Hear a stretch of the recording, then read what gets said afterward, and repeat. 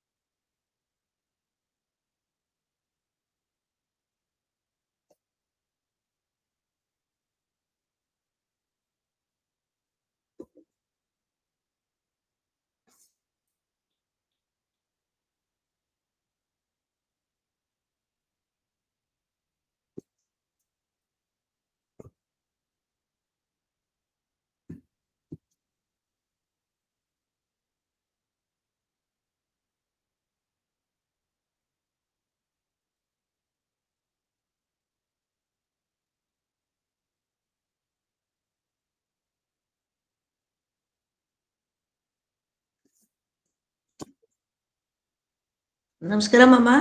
నమస్కారం.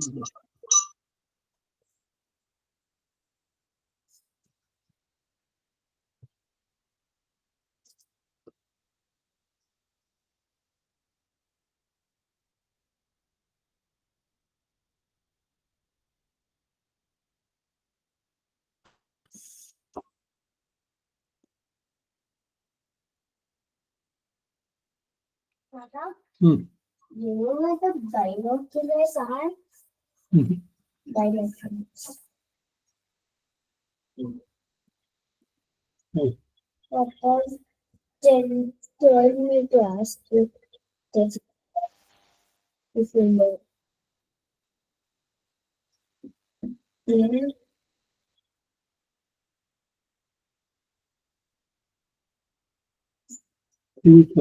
I want it. But do you know binoculars? My binocular. ಸಂಜೆ ತೆಗೆದುಕೊಳ್ಳಿ. ಸ್ವಲ್ಪ ಫೀಲ್ ಆಯ್ತು.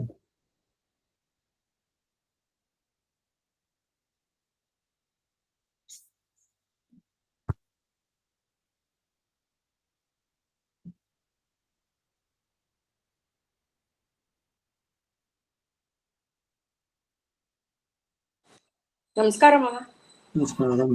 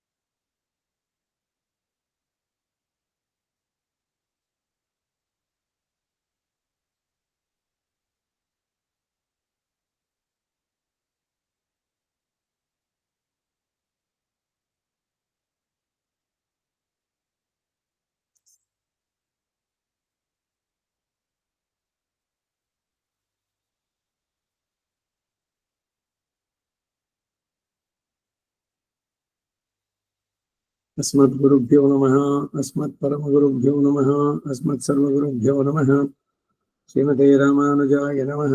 रामानुजदया पात्रं ज्ञानवैराग्यभूषणं श्रीमद्वेङ्कटनाथार्यं वन्दे वेदान्तदेशिकं लक्ष्मीनाथसमारम्भां नाथयामुनमध्यमाम् अस्मदाचार्यपर्यन्तां वन्दे गुरुपरम्पराम् यो नित्यमच्युतपदाम्बुजयुग्मरुग्मं व्यामोहत्रस्तदितराणितनाय मेने अस्मद्गुरोर्भगवतोऽस्तेकसिन्धोः रामानुजस्य चरणौ शरणं प्रपद्ये मातापिता युवतिस्तनया विभूतिः सर्वं देव निमेन मदन्मयानां वाद्यस्य न कुलपतेर्वकुलाभिरामं श्रीमत्तदङ्ग्रीगणं प्रणमामि मुग्धां भूतं सरश्च महदाह्वयभट्टनाथश्रीभक्तिसारकुलशेखरयोगिवाहान् भक्ताङ्ग्रीरेण परकालयतीन्द्रमिष्टान् श्रीमत्परान् कुशमनिं प्रणतोऽस्मि नित्यम्। श्रीमान् वेङ्कटनाथार्य कृतार्किकेसरी वेदान्ताचार्यवर्यो मे सन्निधत्तां सदा हृदि गुरुभ्यः तद्गुरुभ्यश्च नमो वाग्मतीमहे वणीमहे च तत्राद्युदम्बरी जगदाम्बरी विशेषभूतेन मया स्वीः सर्वपरिच्छदैः विधातं प्रीतमात्मानं श्रीमान् प्रकृते स्वयं शुक्लां वरदं विष्णुं शशिवर्णं चतुर्भुजं प्रसन्नवदनं ध्यायेत् सर्वविघ्नोपशान्तिः तस्याद्भरदभक्ताद्याः पारिषद्याः परशतं विघ्नन्त्येदं विश्वक्सेनं गवाश्रये व्यासं वसिष्ठनवतारं शक्तये पौत्रमकल्मषं पराशरात्मजं वन्दे शुकधातं तपोनिधिं व्यासाय विष्णुरूपाय व्यासरूपाय विष्णवे नमो वै ब्रह्मनिधये वासिष्ठाय नमो नमः। अविकाराय शुद्धाय नित्याय परमात्मने सदैकरूपरूपाय विष्णवे सर्वजिष्णवे सम्यज्ञायकलापेन महता भारतेन च उपब्रह्मितवेदाय नमो व्यासाय विष्णवे मुनिं स्निग्धाम्बुदाभासं वेदं व्यासमकल्मषं वेदव्यासं सरस्वत्यामासं व्याहासं नमाम्यहम्। अचतुर्वदनो ब्रह्मा द्विबाहुरपरोहरि अपादलोचनशम्भो भगवान् बादरायणः कृष्णं कमलभद्राख्यं पुण्यश्रवणकीर्तनं वासुदेवं जगद्नौमि नारायणं हरिं कृष्णाय यादवेन्द्राय ज्ञानमुद्राय योगिने नाथाय रुक्मिणीशाय नमो वेदान्तवेदिने कारत्यमर्जुनस्याजो कुर्वन् गीतामृतं ददलोकत्रयोपकाराय तस्मै कृष्णात्मने नमः। सर्वोपनिषदो गावो दुग्धा गोपालनन्दनः पार्थवत्स सुधीर्भोक्ता दुग्धं गीतामृतं आदि मलनिर्मोचनं पुंसां जलस्नानं दिने दिने सखद्गीतां वसिस्नानं संसारमलमोचनं गीतासु गीता कर्तव्या किमन्यी शास्त्रविस्तरैः या स्वयं पद्मनाभस्य मुखपद्माद्विनिसृताः सर्वशास्त्रमयी गीता सर्वदेवमयो हरिः सर्वतीर्थमयी गङ्गा सर्वधर्ममयो नमः। यस्मिन् प्रसादसुमुखे कवयोऽपिते शास्त्राण्यशासुरेन् महिमाश्रयाणि कृष्णेन तेनैते स्वयमेव गीतं शास्त्रस्य तस्य सदृशं गिन्यास्ति शास्त्रम् श्रीमद्रोणतटाजयधृतजला गान्धारनीलोत्पल शल्यग्राहवती कृपेण वैनी कर्णेन वेलाकुलाम् अश्वत्थामविकर्णगौरमकरा दुर्योधनावर्तिनी सोत्तीर्णा खलुपाण्डवैरणनदी कैवर्तके केशवै नमोऽस्तु ते व्यासविशालबुद्धे पुल्लारविन्दाय पद्मनेत्राय येन त्वया भारततैलपूर्णः प्रज्वालितो ज्ञानमयप्रदीपः प्रपन्नपारिजाताय गोत्रवीर्थैकपाणिये ज्ञानमुद्राय कृष्णाय गीतामृतदये नमः। वसुदेवसुतं देवं कंसचाणूरमर्दनं देवकी परमानन्दं कृष्णं वन्दे जगद्गुरुं पाराशर्यवचः सरोजमवनं गीतार्थगन्धोत्कटं नानाख्यानकैकेसरं हरिकथासम्बोधनाबोधिनं लोके सज्जनयत्फलैरारः यदीयमानं मुधा भूयात् भारतपङ्कजं कलिमलप्रध्वंसिनः श्रेयसे मुखं करोति वाचालं पङ्गुं लङ्घयितगिरिं यत्कृपातमहं वन्दे परमानन्दमाधवम्। यं ब्रह्मा वरुणेन्द्ररुद्रमरुतस्तुन्वन्ति दिव्यैस्तवैः वेदैः साङ्गपदक्रमोपनिषदैर्गायन्ति यं स्वामगाः ध्यानावस्थिता तद्गतेन मनसा पश्यन्ति यं योगिनो यस्यान्तं न विदुरसुरासुरगणा देवाय तस्मै नमः। पार्थाय प्रतिबोधितां भगवता नारायणेन स्वयं व्यासेन ग्रथितां पुराणमुनिना मध्ये महाभारतम् अद्वैतामृतवर्षिणीं भगवतीम् अष्टादशाध्यायिनीम् अम्ब त्वामनुसन्ददामि भगवद्गीते भवद्वेषिणीम्। अष्टमयी समेता श्री कृष्णाय परब्रह्मणे नमः। अथ श्रीमद्भगवद्गीतासु उपनिषत्सु ब्रह्मविद्यायां योगशास्त्रे श्रीकृष्णार्जुनसंवादे विभूतियोगो नाम दशमोऽध्याय विंशत्यो श्लोकः 20ने श्लोक अहमात्मा गुडाकेश सर्वभूताशयस्थितः अहमादिश्च मध्यञ्च भूतानाम् अन्त एव च। हे ಗುಡಾಕೇಶ, ಗೂಢಾಕ ಅಂದ್ರೆ ನಿದ್ರೆ, ಅದಕ್ಕೆ ಇದ್ರು ಅಂದ್ರೆ ನಿದ್ರೆಯನ್ನು ಜಯಿಸಿದವನು. ನಿದ್ರೆ ತಮೋ ಗುಣವನ್ನು ಸೂಚಿಸುತ್ತೆ, ಅದರಿಂದ ಉಂಟಾಗುವ ಅಜ್ಞಾನವನ್ನು ಜಯಿಸಿದವನು ಗುಡಾಕೇಶ. ಹೇ ಮಹಾಪ್ರಾಜ್ಞನೇ ಎಂಬ ಅರ್ಥ, ಅಥವಾ ಘನವಾದ ಕೇಶವುಳ್ಳವನೇ ಎಂದಾದ್ರೂ ಆಗಬಹುದು. ಯೋಗ ವಿಭೂತಿಗಳ ಅಭಿಪ್ರಾಯವನ್ನು ಚೆನ್ನಾಗಿ ಗ್ರಹಿಸಬೇಕಾದ್ರೆ ಮೊದಲು ಪ್ರತಿಜ್ಞಾ ವಾಕ್ಯವನ್ನು ದಯಪಾಲಿಸ್ತಾರೆ.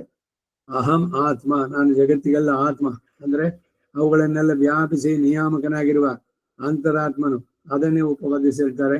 ಸರ್ವಭೂತಾಶಯ ಸ್ಥಿತ ತತ್ ಸೃಷ್ಟ್ವಾ ತದೇವ ನೋಪ್ರಾವಿಶತ್ ಅಂತ ಶ್ರುತಿನಲ್ಲಿ ಹೇಳಿರುವ ಹಾಗೆ ಸಮಸ್ತ ಅಚಿದ್ ವಿಶಿಷ್ಟವಾದ ಜಗತ್ತುಗಳಲ್ಲಿಯೂ ಇರುವನಾಗಿರ್ತಾನೆ. ಹೀಗೆ ಅವುಗಳು ಗೂಢಮಗ್ರೇ ಪ್ರಕೇತಂ ಅಂತ ಶ್ರುತಿನಲ್ಲಿ ಹೇಳಿದಂತೆ ಸೃಷ್ಟಿಗೆ ಮುಂದೆ ಸೂಕ್ಷ್ಮ ದಿಶೆಯಲ್ಲೂ ಮತ್ತು ಸೃಷ್ಟಿಯ ಅನಂತರ ಬಹುಸ್ಯಾಮ್ ಎಂದು ಹೇಳಿರುವ ಹಾಗೆ ಸ್ಥೂಲ ದಿಶೆಯಲ್ಲೂ ಅವುಗಳನ್ನೆಲ್ಲ ವ್ಯಾಪಿಸಿ ಅಂತರಾತ್ಮವಾಗಿರೋದ್ರಿಂದ ಅವುಗಳ ಸೃಷ್ಟಿ ಸ್ಥಿತಿ ಲಯಗಳಿಗೆ ನಾನೇ ಕಾರಣಭೂತ ಎಂದು ಉತ್ತರಾರ್ಧದಿಂದ ಹೇಳ್ತಾರೆ. ಅಹಂ ಆದಿಶ್ಚ ಮಧ್ಯಂಚ ಭೂತಾನಾಂ ಅಂತ ಏವ ಚ. ಸೃಷ್ಟಿ ಸ್ಥಿತಿ ಅಥವಾ ಪಾಲನೆ ಲಯಗಳಿಗೆ ಕಾರಣಭೂತ ನಾನು. ಮೂಲದಲ್ಲಿರುವ ಭೂತ ಶಬ್ದಕ್ಕೆ ಅಚಿದ್ ವಿಶಿಷ್ಟ ಚಿತ್ ಎಂಬ ಅರ್ಥ. ಇದು ಹಿಂದೆಯೇ ಉಪಾದಿಸಿದೆ. ಈ ವಿಭೂತಿಯು ಸೂಕ್ಷ್ಮ ದಿಶೆಯಲ್ಲಿ ಸೃಷ್ಟಿಗೆ ಮೊದಲು, ಸೃಷ್ಟಿಯಾದ ನಂತರ ಸ್ಥೂಲ ರೂಪದಲ್ಲೂ ಇರುತ್ತೆ.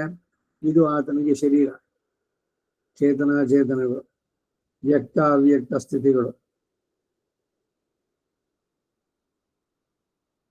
ಈ ವಿಭೂತಿ ಸೂಕ್ಷ್ಮ ದೃಷ್ಟಿಗೆ ಮೊದಲು, ಸೃಷ್ಟಿಯ ಸ್ಥೂಲ ರೂಪದಲ್ಲಿದೆ ಎಂದು. ಇದು ಆತನಿಗೆ ಶರೀರ. ಚರಾಚರಾಣಿ ಸರ್ವಾಣಿ ಸರ್ವಂ ಭಗವದ್ವಪು ಅಂತಂದಂತೆ. ಆತನು ಇವಕ್ಕೆ ಆತ್ಮ, ಚೇತನಕ್ಕೂ ಅಚೇತನಕ್ಕೂ. ಆದ್ದರಿಂದಲೇ ಅದರ ನಿಯಮನಕ್ಕೆ ಕಾರಣಭೂತನಾಗಿ, ಅಂದರೆ ಅವುಗಳ ಸೃಷ್ಟಿ ಪಾಲನ ಲಯಗಳಿಗೆ ಹೇತುವಾಗಿ ಅವುಗಳಿಗೆ ಪ್ರವೃತ್ತಿಯನ್ನು ಉಂಟು ಮಾಡ್ತಾನೆ. ಶರೀರಾತ್ಮ ಭಾವ ಲಕ್ಷಣ ಹಿಂದೆ ಮೈ ಸರ್ವಮಿದಂ ಪ್ರೋತಂ ಸೂತ್ರೇ ಮಣಿಗಣ ಇವ ಅನ್ನೋದಲ್ಲಿ ಉಪಾದಿತ 802ನೇ ಪುಟ ನೋಡಿ. ಇದ್ರ ಹಿಂದೆ 7:7 7ನೇ ಅಧ್ಯಾಯದ 7ನೇ ಶ್ಲೋಕ. ಹೀಗೆ ಶರೀರಾತ್ಮ ಇರೋದ್ರಿಂದ ಶರೀರವನ್ನು ಬೋಧಿಸುವ ಶಬ್ದಗಳು ಆತ್ಮವನ್ನು ಬೋಧಿಸುವುದರಿಂದ ಸಾಮಾನಾಧಿಕಾರಣ್ಯವು ಸರ್ವ ಶಬ್ದ ವಾಚ್ಯತ್ವವು ಉಂಟಾಗುತ್ತೆ. ಆದ್ದರಿಂದ ಈ ಶ್ಲೋಕ ಉತ್ತರಾರ್ಧಕ್ಕೆ ಸಾಮಾನಾಧಿಕಾರಣ್ಯದಿಂದ ಸೃಷ್ಟಿಸಲ್ಪಟ್ಟ, ಪಾಲಿಸಲ್ಪಟ್ಟ, ಲಯ ಹೊಂದಿಸಲ್ಪಟ್ಟ ಎಲ್ಲವೂ ನಾನೇ ಎಂದು ಅರ್ಥ ಮಾಡಬಹುದು. ಆದಿ ಮಧ್ಯ ಅಂತ್ಯವನ್ನು ಹೊಂದಿರುವವನು ನಾನೇ ಎಂಬ ತಾತ್ಪರ್ಯವೂ ಆಗ್ಬೋದು. ಈ ಸಾಮಾನಾಧಿಕಾರಣ್ಯವೇ ಸರ್ವಂ ಖಲ್ವಿದಂ ಬ್ರಹ್ಮ ತಜ್ಜಲಾನಿ ಶಾಂತ ಉಪಾಸೀತ ಶ್ರುತಿನಲ್ಲಿ ಹೇಳು. ಗೂಢಾಕೇಶ ಅನ್ನೋದಕ್ಕೆ ಅರ್ಥ ಹೇಳಿದ್ದೇನು ಅಂದ್ರೆ ನಿದ್ರೆಯನ್ನು ಜಯಿಸಿದವನು. ಅರ್ಜುನ ನಿದ್ರೆ ಮಾಡಲಿಲ್ಲ ಅಂತಲ್ಲ ಅರ್ಥ ಇಲ್ಲಿ. ನಿದ್ರೆ ಸಾಮಾನ್ಯವಾಗಿ 6ರಿಂದ 7 ಗಂಟೆ ಕಾಲ ಬೇಕು ಪ್ರತಿಯೊಬ್ಬರಿಗೂ. ಎಕ್ಸೆಪ್ಷನ್ಸು ಕೆಲವರು ಇನ್ನು ಸ್ವಲ್ಪ ಕಡಿಮೆ ಇದು ಮಾಡ್ಬೋದು. ನಿದ್ರೆ ಯಾವಾಗ ಮಾಡಬೇಕು? ಎಲ್ಲವೂ ಕೂಡ ಬರುತ್ತೆ. ಬೆಳಗಿನಲ್ಲಿ ಸಾಮಾನ್ಯವಾಗಿ ದಿವ ಇದರಲ್ಲಿ ಮಲಗಬಾರ್ದು. ವಯಸ್ಸಾದವ್ರಿಗೆ ಒಂದು ಸ್ವಲ್ಪ ಮಾರ್ಜಿನ್, ಒಂದು ಮಧ್ಯಾಹ್ನ ಒಂದು 15-20 ನಿಮಿಷ ಒಂದು ನ್ಯಾಪ್ ಅಂತ ಹೇಳ್ತಾರೆ ಇಂಗ್ಲಿಷ್ನಲ್ಲಿ. ಪೂರ ನಿದ್ದೆ ಅಲ್ಲ, ಗಾಢ ನಿದ್ದೆ ಅಲ್ಲ, ಗಂಟೆಗಟ್ಟಲೆ ಮಗುವುದಲ್ಲ. ಸ್ವಲ್ಪ ಶೈಲಿಗೆ ವಿಶ್ರಾಂತಿ ಬೆಳಗಿನಿಂದ ಆಗಿರುವಂತದ್ದಕ್ಕೆ. ಆಮೇಲೆ ಮತ್ತೆ ಆಕ್ಟಿವ್ ಆಗಿರ್ಬೇಕು. ರಾತ್ರಿ ಬೇಗ ಮಲಗಬೇಕು. Early to bed and early to rise. English rhyme ನಲ್ಲಿ ಇದ್ದುದು ಅಷ್ಟೇ. ಬೇಗ ಮಲಗಬೇಕು, ಬೆಳಗ್ಗೆ ಬೇಗ ಏಳಬೇಕು. ಇದು ಸಾತ್ವಿಕತೆಯನ್ನ ಸರಿಯಾಗಿ ಹೆಚ್ಚು ಮಾಡುವಂತಹದ್ದು. ಬೆಳಗ್ಗೆ ಬೇಗ, ರಾತ್ರಿ ಹೊತ್ತು ತುಂಬಾ ಲೇಟ್ ಆಗಿ ಮಲಗಬಾರ್ದು. 11:30 ಆಯ್ತು, 12 ಗಂಟೆ ಆಯ್ತು, ನಿದ್ದೆ ಬರಲಿಲ್ಲ ಅಂತ. ಆಮೇಲೆ ಯಾವಾಗಲೂ 1 ಗಂಟೆಗೋ ಯಾವಾಗಲೂ ನಿದ್ದೆ ಬಂದು ಬೆಳಗ್ಗೆ 9 ಗಂಟೆಗೆ ಹೇಳೋದು. ಆ ರೊಟೀನ್ ಚೇಂಜ್ ಮಾಡಿ ಸುಮಾರು 9-9 ಕಾಲ ಹೊತ್ತಿಗೆ ಮಲಗಬೇಕು ರಾತ್ರಿ. ಸೀರಿಯಲ್ಲು ಅದು ಇದು ಎಲ್ಲ ಬೇಡ. ಸರಿಯಾಗಿ ಶ್ರಮವಾಗಿದ್ರೆ ನೆಮ್ಮದಿಯಾಗಿ ನಿದ್ದೆ ಬರುತ್ತೆ. ಬೆಳಗ್ಗೆ ಬ್ರಾಹ್ಮಿ ಮುಹೂರ್ತ ಕರ್ತವ್ಯ, ಬೇಗ ಹೇಳಿ. ಭಗವಂತನ ಚಿಂತನೆ, ಆತ್ಮದ ಉದ್ಧಾರಕ್ಕೆ ಆವಾಗ ಸರಿಯಾದಂತ ಸಮಯ. ಸತ್ವೋದ್ರಿಕ್ತವಾದ ಕಾಲ ಬ್ರಾಹ್ಮಿ ಕಾಲ. ಚಿತ್ತಂ ಶಿರುಕಾಲೇ ಒಂದೊನ್ನೈಚೆ ವಿತ್ತು. ಚಿತ್ತಂ ಶಿರು ಕಾಲು ಎಲ್ಲ ತಿರುಪಾವನೆಯಲ್ಲಿ ಬಹಳಷ್ಟು ಇರಬೇಕಾದ್ರು. ತುಂಬಾ ಅರ್ಲಿ ಮಾರ್ನಿಂಗ್ ಹೇಳ್ತೀನಿ ಅಂತ 2 ಗಂಟೆಗೆ ಹೇಳ್ಬೇಕಾಗಿಲ್ಲ. 3 ಗಂಟೆ 3 ಕಾಲು ಅಲ್ಲಿಂದ ಮುಂದಕ್ಕೆ ಬರುವಂತಹದ್ದು. ಸುಮಾರು 3 ಕಾಲಿಂದ 5-5:30 ತನಕನೂ ಅದು ಒಂದು ಇದು ಹೇಳುದು. ಯಾಕೆಂದ್ರೆ ಆ ಸಂದರ್ಭದಲ್ಲಿ ಯಾವ ಡಿಸ್ಟರ್ಬೆನ್ಸ್ ಇರೋಲ್ಲ. ನೀವು ಮೊಬೈಲ್ ಯಾರು ಮಾಡೋಲ್ಲ, ಅವಾಗ ಫೋನ್ಗಳು ರಿಂಗ್ ಆಗೋಲ್ಲ, ಹೊರಗಡೆ ಗಲಾಟೆ ಇರೋಲ್ಲ. ಮನಸ್ಸು ಶಾಂತವಾಗಿ ಎದ್ದಿದ್ದೀರಿ, ಭಗವಂತನಲ್ಲಿ ಕಾನ್ಸಂಟ್ರೇಟ್ ಮಾಡೋದು ಚೆನ್ನಾಗಿರುತ್ತೆ. ಆವಾಗ ಎದ್ಬಿಡ್ಬೇಕು. ಬೇಕಾದ್ರೆ ಆಮೇಲೆ ಮಲ್ಕೊಳ್ಳಿ, ಎಲ್ಲ ಕೆಲಸ ಮುಗಿಸಿ, ಯಾವುದು ಅಧ್ಯಾತ್ಮ ಆತ್ಮದ ಉದ್ಧಾರಕ್ಕೆ ಎಲ್ಲ ಮಾಡಿ ಆಮೇಲೆ ಗೃಹಕೃತ್ಯಗಳು ಇದುಗಳೆಲ್ಲ. ಬಾಳಿನ ಇದನ್ನ ಒಂದು ಸ್ವಲ್ಪ ನಾವು ಬದಲಾಯಿಸ್ಕೊಂಡ್ರೆ ಬಾಳುವ ರೀತಿಯನ್ನ ನೆಮ್ಮದಿಯಾಗೂ ಮಲಗಬಹುದು, ಬಾಳಬಹುದು. ಟೆನ್ಷನ್ನು ಇದುಗಳಿಲ್ಲದೆ ಆರೋಗ್ಯವಾಗಿಯೂ ಬಾಳಬಹುದು. ಅದು ಎಲ್ಲ ಜೋಡಿಸ್ಕೊಳ್ಳೋದಲ್ಲಿ ಇದೆ, ನಮ್ಮ ಕೈನಲ್ಲಿದೆ ಅಷ್ಟೇ. ಈಗ ಇವನು ಗುಡಾಕೇಶ ತುಂಬಾ ಹೊತ್ತು ಹೆಚ್ಚಿಗೆ ಯಾರು ನಿದ್ದೆ ಮಾಡ್ತಾರೋ ಅವ್ರಿಗೆ ತಮಗುಣ ಜಾಸ್ತಿ. ನಿದ್ರೆ ಅಜ್ಞಾನವನ್ನ ಹೆಚ್ಚು ಮಾಡತ್ತೆ, ಅದಕ್ಕೆ ಅದು ತಾಮಸ ಇದಕ್ಕೆ ಸೇರುವಂತದ್ದು. ಸೂರ್ಯೋದಯ ಆದ್ಮೇಲೆ ಮಲಗಿದ್ರೆ ಅದು ದೊಡ್ಡ ದೊಡ್ಡ ಪಾಪ. ಅದು ಇದರಲ್ಲಿ ಕರ್ಮದಲ್ಲಿ ಮಾಡಿದ್ರಲ್ಲೇ ಸೂರ್ಯೋದಯಕ್ಕೆ ಮೊದಲು. ಹಾಗೇನೆ ರಾತ್ರಿ ನಿಶಾಚರಣಂತೆ ರಾತ್ರಿ ಎಲ್ಲ ಎದ್ದಿರಬಾರ್ದು. ರಾತ್ರಿಯಲ್ಲಿ ನೈಟ್ ಡ್ಯೂಟೀಸು ಅಥವಾ ಅಲ್ಲಿ ಇದಕ್ಕೆ ಅಂತ ವರ್ಕ್ ಮಾಡೋದು ಇದೆಯಲ್ಲ, ಇದೆಲ್ಲ ಹಣ ಬರೋದಾದ್ರೂ ಕೂಡ that is not the right way of life ನಮಗೆ. ಸೊ ಅದಕ್ಕೆ ರಾಮಾನುಜರ ನಿತ್ಯ ಗ್ರಂಥದಲ್ಲಿ ಬ್ರಾಹ್ಮಿ ಮುಹೂರ್ತೆ ಕರ್ತವ್ಯ ಅಂದ್ರು. ಒಂದು ದಿನವನ್ನು 5 ಭಾಗ ಮಾಡಿ ಅಭಿಗಮನ, ಉಪಾದಾನ, ಇಜ್ಯ, ಸ್ವಾಧ್ಯಾಯ, ಯೋಗ ಅಂತ. ಬೆಳಗ್ಗೆ ಎದ್ದ ಕ್ಷಣದಿಂದ ರಾತ್ರಿ ಮಲಗೋ ತನಕ 5 ಭಾಗಗಳು. ಅಭಿಗಮನ ಬೆಳಗ್ಗೆ ಬ್ರಾಹ್ಮಿ ಮುಹೂರ್ತೆ ಕರ್ತವ್ಯ. ಎದ್ದ ತಕ್ಷಣ ಏನ್ ಮಾಡ್ಬೇಕು ಎಲ್ಲ ವಿವರಣೆ ಅದ್ರಲ್ಲಿ ನಿತ್ಯ ಗ್ರಂಥದಲ್ಲಿ ಬರುತ್ತೆ. ಅದರಿಂದ ಇವನು ಗುಡಾಕೇಶ ಅಂತ ಇಲ್ಲಿ ಫಸ್ಟ್ ಹೇಳಿದ್ದು. ಅಜ್ಞಾನವನ್ನ ನೀಗಿಸ್ಕೊಂಡಿರೋನು, ಆಸಕ್ತಿ ಇರೋನು, ತಿಳಿಬೇಕು ಭಗವಂತನ ಬಗ್ಗೆ ಅಂತ ಅವನಿಗೆ ಹೇಳ್ದ. ಸರ್ವಂ ಖಲು ಇದಂ ಬ್ರಹ್ಮ ತಜ್ಜಲಾನ್ ಇತಿ ಶಾಂತ ಉಪಾಸೀತ. ಉಪನಿಷತ್ತಿನ ಸಂದೇಶ ಇದು. ಚೇತನವೋ ಅಚೇತನವೋ ಎಲ್ಲವೋ ನನ್ನಿಂದಾನೇ ಉಂಟಾಗಿದ್ದು, ನಾನೇ ಎಲ್ಲಕ್ಕೂ ಆದಿ ಮಧ್ಯ ಅಂತ್ಯ. ಅದಕ್ಕೆ ಅನಂತವಾಯ ನಮಃ. ಅನಂತ ಅನ್ನೋದ್ರಲ್ಲಿ ಅಷ್ಟೇ ಅರ್ಥ ಇದೆ. ಆಚಮನದಲ್ಲಿ ಅಚ್ಯುತಾಯ ನಮಃ, ಅಚ್ಯುತಿ ಇಲ್ಲದವನು. ಅನಂತಾಯ ನಮಃ, ಆದಿ ಮಧ್ಯಾಂತರ ಇದನು. ಗೋವಿಂದಾಯ ನಮಃ, ಎಲ್ಲರ ರಕ್ಷಕ ಗೋವಿಂದ. ಆಚಮನಗಳಲ್ಲಿ ಈ 3 ಹೇಳಿ ಆಮೇಲೆ ಒಂದೊಂದು ಅಂಗಗಳನ್ನ ನಾವು ಉಟ್ಕೊಂಡಾಗ ಪ್ರತಿ ಒಂದೊಂದು ಅವನ ಕೈಂಕರ್ಯಕ್ಕೆ, ನನಗಲ್ಲ ಆ ನಾನು ಅನ್ನೋದು ಹೋಗ್ಬೇಕು. ಎಲ್ಲರಲ್ಲಿರುವಂತ ನಾನು ನಾಶವಾಗಬೇಕಾದ್ರೆ ಈ ಆಚಮನದಲ್ಲಿ ಅನುಸಂಧಾನದಲ್ಲಿ ಅದರ ಅರ್ಥಪೂರ್ಣವಾದ ಅನುಸಂಧಾನ ಆದಾಗ ಎಲ್ಲವೂ ಅವನಿಗೇನೆ. ಜಿಹ್ವೆ ಕೀರ್ತೆಯ ಕೇಶವ, ನಾಲಿಗೆಯೇ ಕೇಶವನನ್ನು ಕೀರ್ತಿಸು. ಒಂದೊಂದೇ ಅಂಗಕ್ಕೆ ಹೇಳ್ತಾ ಬರ್ತಾರೆ ಅದರಲ್ಲಿ. ಹಾಗೆ ಪ್ರತಿ ಒಂದೊಂದು ಕೂಡ ಅವನಿಗಾಗಿಯೇ, ನನಗಲ್ಲ. ಈ ಶರೀರ ಇಟ್ಟಿರೋದು ಅವನನ್ನು ತಿಳಿಯೋದಕ್ಕೆ, ಅವನನ್ನ ಪಡೆಯೋದಕ್ಕೆ ಸಾಧನ. ಸೊ ಅವನು ಕೊಟ್ಟಿದ್ದನ್ನ ಅವನು ತಿಳಿಯೋದಕ್ಕೇನೆ ಉಪಯೋಗಿಸಿದ್ರೆ ಅದರ ಸಾರ್ಥಕತೆ, ಬಾಳಿನ ಸಾರ್ಥಕತೆ, ಈ ಮನುಷ್ಯ ಶರೀರ ಪಡೆದಿದ್ದಕ್ಕೆ ಸಾರ್ಥಕತೆ ಎಲ್ಲವೂ ಕೂಡ. ಭಗವಂತನ ಬಿಟ್ಟು ಎಲ್ಲ ನಂದೇ, ನಾನೇ ಶರೀರ ಅನ್ನೋ ದೇಹಾತ್ಮ ಭ್ರಮೆ. ನಾನು ಸ್ವತಂತ್ರ, ನನ್ನೇನು ಯಾರು ಏನ್ ಕೇಳ್ಬೇಕು ನನ್ನ. Nobody is there to control me. ನನ್ನನ್ನ ನಾ ಮನಸ್ಸು ಮಾಡಿದ್ರೆ ಏನ್ ಬೇಕಾದ್ರೂ ಮಾಡಬಲ್ಲೆ. ಇವೆಲ್ಲ ಅಜ್ಞಾನದ ಪರಾಕಾಷ್ಠೆಗಳು. ನಾನಿರೋದು ಅವನಿಗಾಗಿ ಅಂತ ಅನ್ನೋದ್ರ ಬರಬೇಕು. ಇದೇನೆ ಅಷ್ಟಾಕ್ಷರಿಯಿಂದ ಅರ್ಥ ಬರೋದು. ಅಹಂ ನಾರಾಯಣಾಯ ಭವೇಯಂ ನ ಮಮ ಸ್ಯಾಮ್ ಅಂತ. ಹಾಗೆ ತಿಳಿಯುವಂಥವನಿಗೆ ಭಗವಂತ ಹೇಳ್ತಾನೆ, ಚೇತನ ಅಚೇತನ ಎಲ್ಲದರಲ್ಲೂ ನಾನಿದ್ದೇನೆ. ಅಂತಃ ಪ್ರವಿಷ್ಟ ಶಾಸ್ತ ಜನಾನ ನಿಯಾಮಕ ನಾನು, ಅವಕ್ಕೆಲ್ಲ ಆಧಾರ, ಅವಕ್ಕೆಲ್ಲ ರಕ್ಷಕ ನಾನು. ನಿಯಾಮಕ, ನೇಮಿಸೋದು ಒಂದು ಇದು, ರಕ್ಷಕನಾಗಿರೋದು. ಎಲ್ಲ ಚೇತನರನ್ನು ಕೂಡ ವ್ಯಕ್ತವಾಗಿ ಕಾಣುವ ರೀತಿಯಲ್ಲಿ ಏನು ಪ್ರಪಂಚ ಕಾಣಿಸುತ್ತವೆ ಇವಾಗ, ಎಲ್ಲದರಲ್ಲೂ ನಾನು ಒಳಗೆ ಹೊರಗೆ ಎಲ್ಲದರಲ್ಲೂ ಇದ್ದೇನೆ, ನಾನಿಲ್ಲದ ಸ್ಥಳವೇ ಇಲ್ಲ. ಇವೆಲ್ಲವನ್ನ ತಿಳಿಸಿ ಅಹಂ ಆದಿಶ್ಚ ಮಧ್ಯಂಚ ಭೂತಾನಾಂ ಅಂತ ಏವಚ ಅಂತ. ಇದಕ್ಕೆ ರಾಮಾನುಜರ ಭಾಷ್ಯ ಏನಿದೆ ನೋಡೋಣ. ಸರ್ವೇಷಾಂ ಭೂತಾನಾಂ ಮಮ ಶರೀರ ಭೂತಾನಾಂ ಆಶಯೇ ಹೃದಯೇ ಅಹಂ ಆತ್ಮ ತಯಾ ಅವಸ್ಥಿತಃ. ಆತ್ಮ ಹಿ ನಾಮ ಶರೀರಸ್ಯ ಸರ್ವಾತ್ಮನೋ ಆಧಾರೋ ನಿಯಂತ ಶೇಷಿ ಚ ತಥಾ ವಕ್ಷ್ಯತೆ.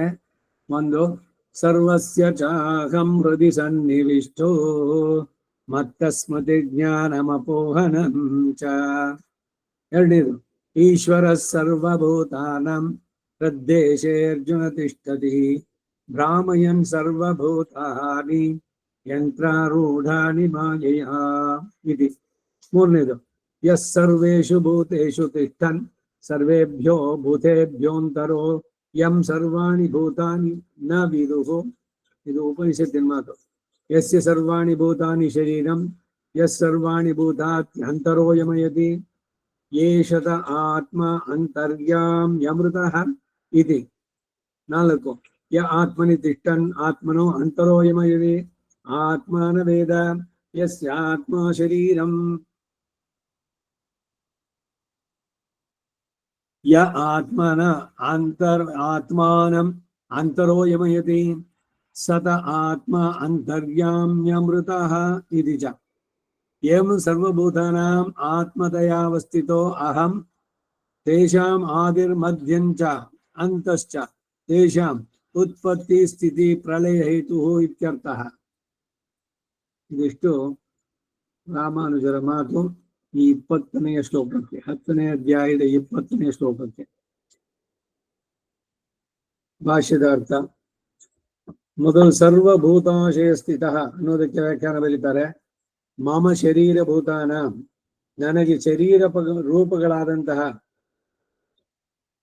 ಸರ್ವೇಷಾಂ ಭೂತಾನಾಂ ಸಮಸ್ತ ಪ್ರಾಣಿಗಳ ಆಶಯ ಹೃದಯದಲ್ಲಿ ಅಹಂ ನಾನು ಆತ್ಮದಯ ಆತ್ಮವಾಗಿ ಅವಸ್ಥಿತ ಇರುತ್ತೇನೆ.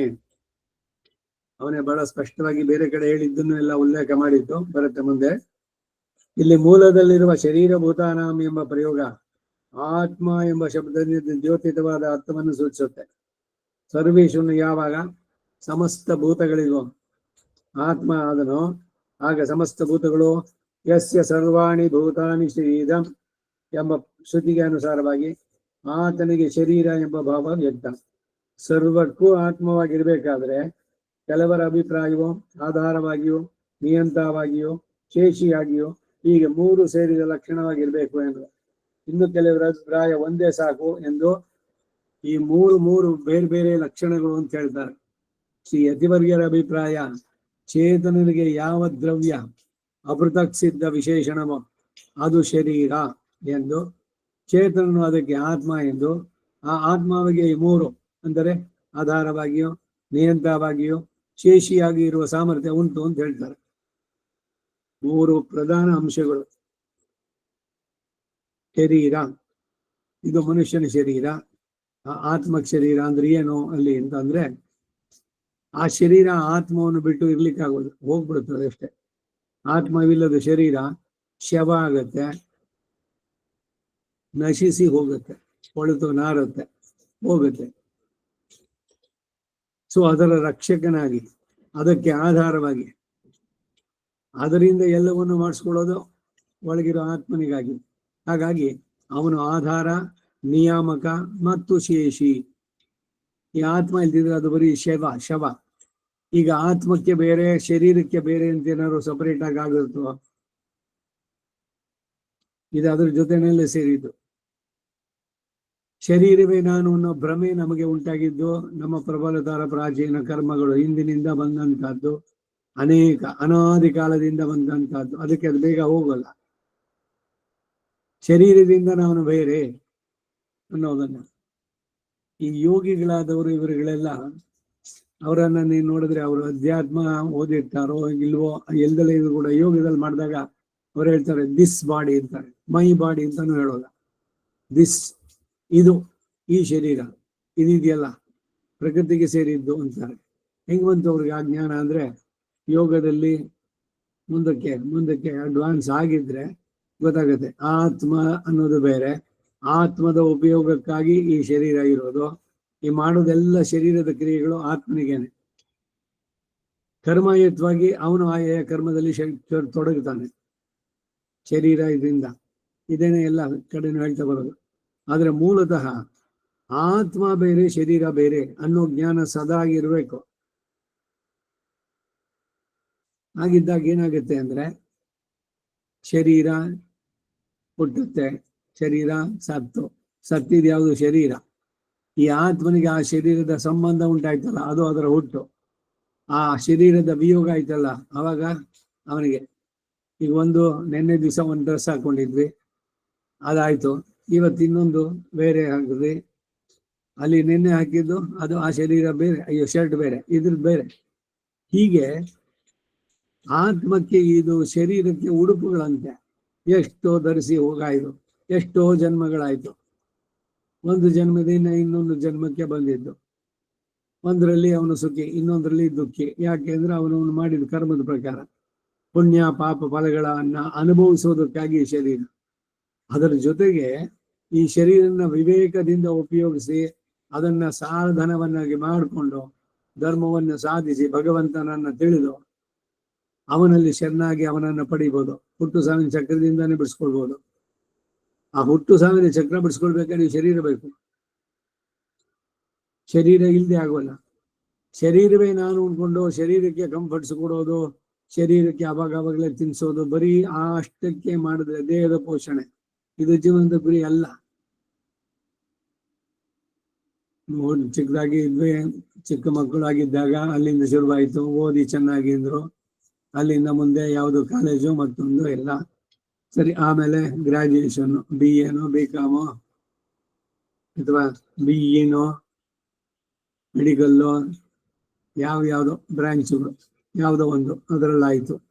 ಆಮೇಲೆ ಒಂದು ಕೆಲಸ ಆಯ್ತು ಅಂತಂದಾಗ ಅವನು ಒಂದು ಲೆವೆಲ್ ಬಂದ. ತನ್ನ ಕಾಲ ಮೇಲೆ ತಾನು ನಿಲ್ಲುವ ಶಕ್ತಿಯು, ಅವನ ಕಾಲ ಮೇಲೆ ಕಾಲು ನಿಲ್ಲೋದು ಅಂದ್ರೇನು, ಬೇರೆಯವ್ರ ಕಾಲ ಮೇಲೆ ಅಂದ್ರೆ ಯಾರು ಎತ್ಕೊಂಡಿದ್ರು ಅವನಂದ್ರೆ ತಂದೆ ತಾಯಿಗಳ ರಕ್ಷಣೆಯಲ್ಲಿದ್ದು ಅಲ್ಲಿ ತನಕ ಅವನ ಖರ್ಚು ವೆಚ್ಚ ಎಲ್ಲವನ್ನು ತಂದೆ ತಾಯಿ ನೋಡ್ಕೊಳ್ತಾ ಇದ್ದಿದ್ದು. ಮಗ ತನ್ನ ಕಾಲ ಮೇಲೆ ತಾನು ನಿಂತು ಇದಕ್ಕೆ ಬಂದ ಅಂತಂದ್ರೆ he is capable of taking care. ಅವನು ಸಂಪಾದನೆ ಮಾಡ್ತಾ ಇದ್ದಾನೆ, ಅವನಿಗೆ ಇನ್ನು ಆಹಾರ ಮಾಡಬೇಕಾಗಿಲ್ಲ. ಇನ್ನು ಅವನಿಗೆ ಫೀಡ್ ಮಾಡಿದ್ರೆ ತಂದೆ ತಾಯಿಗಳು ತಪ್ಪಾಗತ್ತೆ. ಈ ಪಕ್ಷಿಗಳು ಮೊಟ್ಟೆಯಿಂದ ಒಡೆದ ಮರಿಗಳಿಗೆ ಎಲ್ಲೆಲ್ಲೋ ಹಾರಿ ಹೋಗಿ ಎಲ್ಲ ಕಾಳು ಹುಳು ಉಪ್ಪಟ ಇದನ್ನೆಲ್ಲ ತಂದು ತಿನ್ಸಿದ್ವೆ.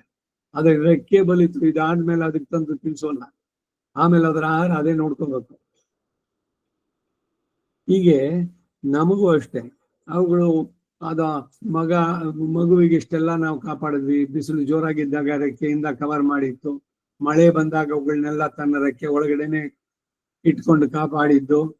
ಬೇರೆ ಪ್ರಾಣಿಗಳು ಅದನ್ನು ತಿಂದ್ಬಿಡುತ್ತೆ ಅಂತ ಅದಕ್ಕಾಗಿ ಎಲ್ಲ ಎಚ್ಚರಿಕೆಯಿಂದ ಎಲ್ಲ ಮಾಡಿದ್ದಾಯ್ತು. ರೆಕ್ಕೆ ಬಲಿತ ಹಕ್ಕಿ ಹಾರಿ ಹೋಯ್ತು. ಆ ತಂದೆ ತಾಯಿ ಹಕ್ಕಿಗಳು ಅಳ್ತಾ ಕೂತ್ಕೊಳ್ಳುತ್ತವೇನೋ, ಅಯ್ಯೋ ನಾವ್ ಇಷ್ಟೆಲ್ಲ ಮಾಡಿದ್ವಿ, ಅವನು ಬರ್ಲಿಲ್ವಲ್ಲ, ನಮ್ ಕಡೆಗಾಲ ತನಕ ನಮ್ ಜೊತೆನೇ ಇರ್ಬೇಕಾಗಿತ್ತು ಅವನು, ಇವೆಲ್ಲ ಬಯಸುತ್ತವೇನೋ ಪಕ್ಷಿಗಳು. ಆಯ್ತು, ಇವುಗಳು ತಂದೆ ತಾಯಿಯಾಗಿ ತನ್ನ ಮಕ್ಕಳು ಅನ್ನೋದಕ್ಕಾಗಿ ಆಹಾರ ಎಲ್ಲೆಲ್ಲ ಹೋಗಿ ಹುಡುಕಿ ತಂದು ಅದಕ್ಕೆಲ್ಲ ತಿನ್ಸಿ ಮಾಡಿದ್ದು. ಹಾಗೆ ನಾವು ಮಕ್ಕಳನ್ನ ಬೆಳೆಸಿದ್ವಿ, ಎಲ್ಲ ಆಯ್ತು. ಅವ್ರಿಗೆ ಸರಿಯಾದ ಸಂಸ್ಕಾರ ಕೊಟ್ಟುವ, ಇದೇ ಪ್ರಶ್ನೆ ಬಹಳ ಮುಖ್ಯವಾಗಿ ಬರಬೇಕಾದ್ದು. ಬರೀ ದುಡ್ಡು ಅನ್ನೋದು ಒಂದೇನೆ ಪ್ರಧಾನ. ದುಡ್ಡು ಇಲ್ದವನಿಗೆ ಏನು ಮರ್ಯಾದೆನೇ ಇಲ್ಲ, ಬೇಕಾದಷ್ಟು ಮಾತುಗಳು. ಓದ್ದೇ ಇದ್ರೆ ನಿನ್ಗೆ ಲೈಫೇ ಇರೋಲ್ಲ, ನೀನ್ ಇರೋಕೆ ಆಗೋಲ್ಲ. ಹುಟ್ಟಿಸಿದ ಸ್ವಾಮಿತ ಹೊಣೆಗಾರನಾಗಿರಲು ಕೊಟ್ಟು ರಕ್ಷಿಪನ್, ಇದಕ್ಕೆ ಸಂದೇಹ ಬೇಡ. ತಲ್ಲಣಿಸದಿರು, ಟೆನ್ಷನ್ ಬೇಡ. ಹಾಗಾದ್ರೆ ಏನೋ ಮಾಡ್ಕೊಳ್ಳಿ, ಹೇಗಿದ್ರು ಬದುಕ್ತಾನೆ, ಅವನೆಲ್ಲೋ ಮಾಡ್ತಾನೆ ಅಂತಲ್ಲ. ತಂದೆಯಾಗಿ ತಾಯಿಯಾಗಿ ಕರ್ತವ್ಯ ಅವರುಗಳಿಗೆ ಅದು ತಿಳಿಸೋದು. ಅವ್ರು ದೊಡ್ಡವರಾದ್ಮೇಲೆ ಅವ್ರ ಕೆಲಸನೋ ಅವ್ರಿಗೇನೇನೋ ಅವ್ರ ಕರ್ಮದ ಪ್ರಕಾರ ಪಡೆದಿದ್ದಾರೋ, ಅನ್ನ ಋಣ, ನೀರಿನ ಋಣ ಎಲ್ಲೆಲ್ಲಿದೆಯೋ ಅಲ್ಲಿಗೆಲ್ಲ ಅವ್ರು ಹೋಗ್ಬೇಕಾಗತ್ತೆ. ಅದು ಎಳೆಯುತ್ತದು. ಅದು ಅವನೇ ಭಗವಂತನೇ ಅದಕ್ಕೆ ನಿಯಾಮಕ ಅಂತ ಹೇಳುವಂಥದ್ದು. ಆಯಾ ಕ್ಷೇತ್ರಗಳಲ್ಲಿ ಅವನ ಆ ಕೆಲಸಗಳನ್ನು ಮಾಡಬೇಕು. ಇರುವಷ್ಟು ದಿವಸ ಆಹಾರ ಬೇಕು, ಧರಿಸೋದಕ್ಕೆ ವಸ್ತ್ರ ಬೇಕು, ಇರುವುದಕ್ಕೆ ಒಂದು ಶೆಲ್ಟರ್ ಇರುತ್ತೋ, ಆಶ್ರಯ, ಇವುಗಳನ್ನ ನೋಡ್ಕೊಂಡು ಮಾಡೋದು. ಅದನ್ನೆಲ್ಲ ಸಾಧಿಸಿದ ಮೇಲೆ ಈಗೆಲ್ಲ ಕಂಫರ್ಟಬಲ್ ಆಗಿದೆ, ಆಯ್ತು. ಇನ್ನಾದ್ರೂ ಆತ್ಮದ ಉದ್ಧಾರದ ಕಡೆಗೆ ಬೇಡವೆ? ಮಕ್ಕಳು ದೊಡ್ಡವರಾದ್ರು ಅವ್ರವ್ರಿಗೆ ಬಿಟ್ಬಿಡೋದು. ಯಾಕೆ ಬಂದ್ವಿ ಇಲ್ಲಿಗೆ? ನಮ್ಮ ಉದ್ದೇಶ ಏನು? ಮನುಷ್ಯರಾಗಿ ಹುಟ್ಟಿದ್ದಕ್ಕೆ ಅದರ ಸಾರ್ಥಕತೆ ಐತೆ ಇಲ್ಲ? ಇಷ್ಟೇನೆ, ಮದುವೆ, ಮಕ್ಕಳು, ಸಂಸಾರ, ಮೊಮ್ಮಕ್ಕಳು, ಅವರು ಇದರಲ್ಲಿ ಆಗಿ ಒಂದ್ ದಿವಸ ಶರೀರ ಬಿಟ್ಟು ಮತ್ತೆ ಹುಟ್ಟಿ ಮತ್ತೆ ಇದೇನೆ ಮತ್ತೆ ಕೆಲಸ ಇದ್ದಿದ ತಕ್ಷಣ ಸರಿ ಚೆನ್ನಾಗಿ ಓದು, ಆಮೇಲೆ ಕೆಲ್ಸಕ್ಕೆ ಸೇರ್ಕೊ, ಆಮೇಲೆ ಹೋಗು, ಅಮೆರಿಕಾನು ಆಸ್ಟ್ರೇಲಿಯಾನು ಎಲ್ಲೋ ಒಂದ್ ಕಡೆ ಒಟ್ಟಲ್ಲಿ ಭೂಮಿ ಮೇಲೆ. ಅಲ್ಲಿದ್ರು ತಿನ್ನೋದು ಅನ್ನನೇನೆ, ಇನ್ನೇನು ಬೇರೆ ಏನವಲ್ಲ.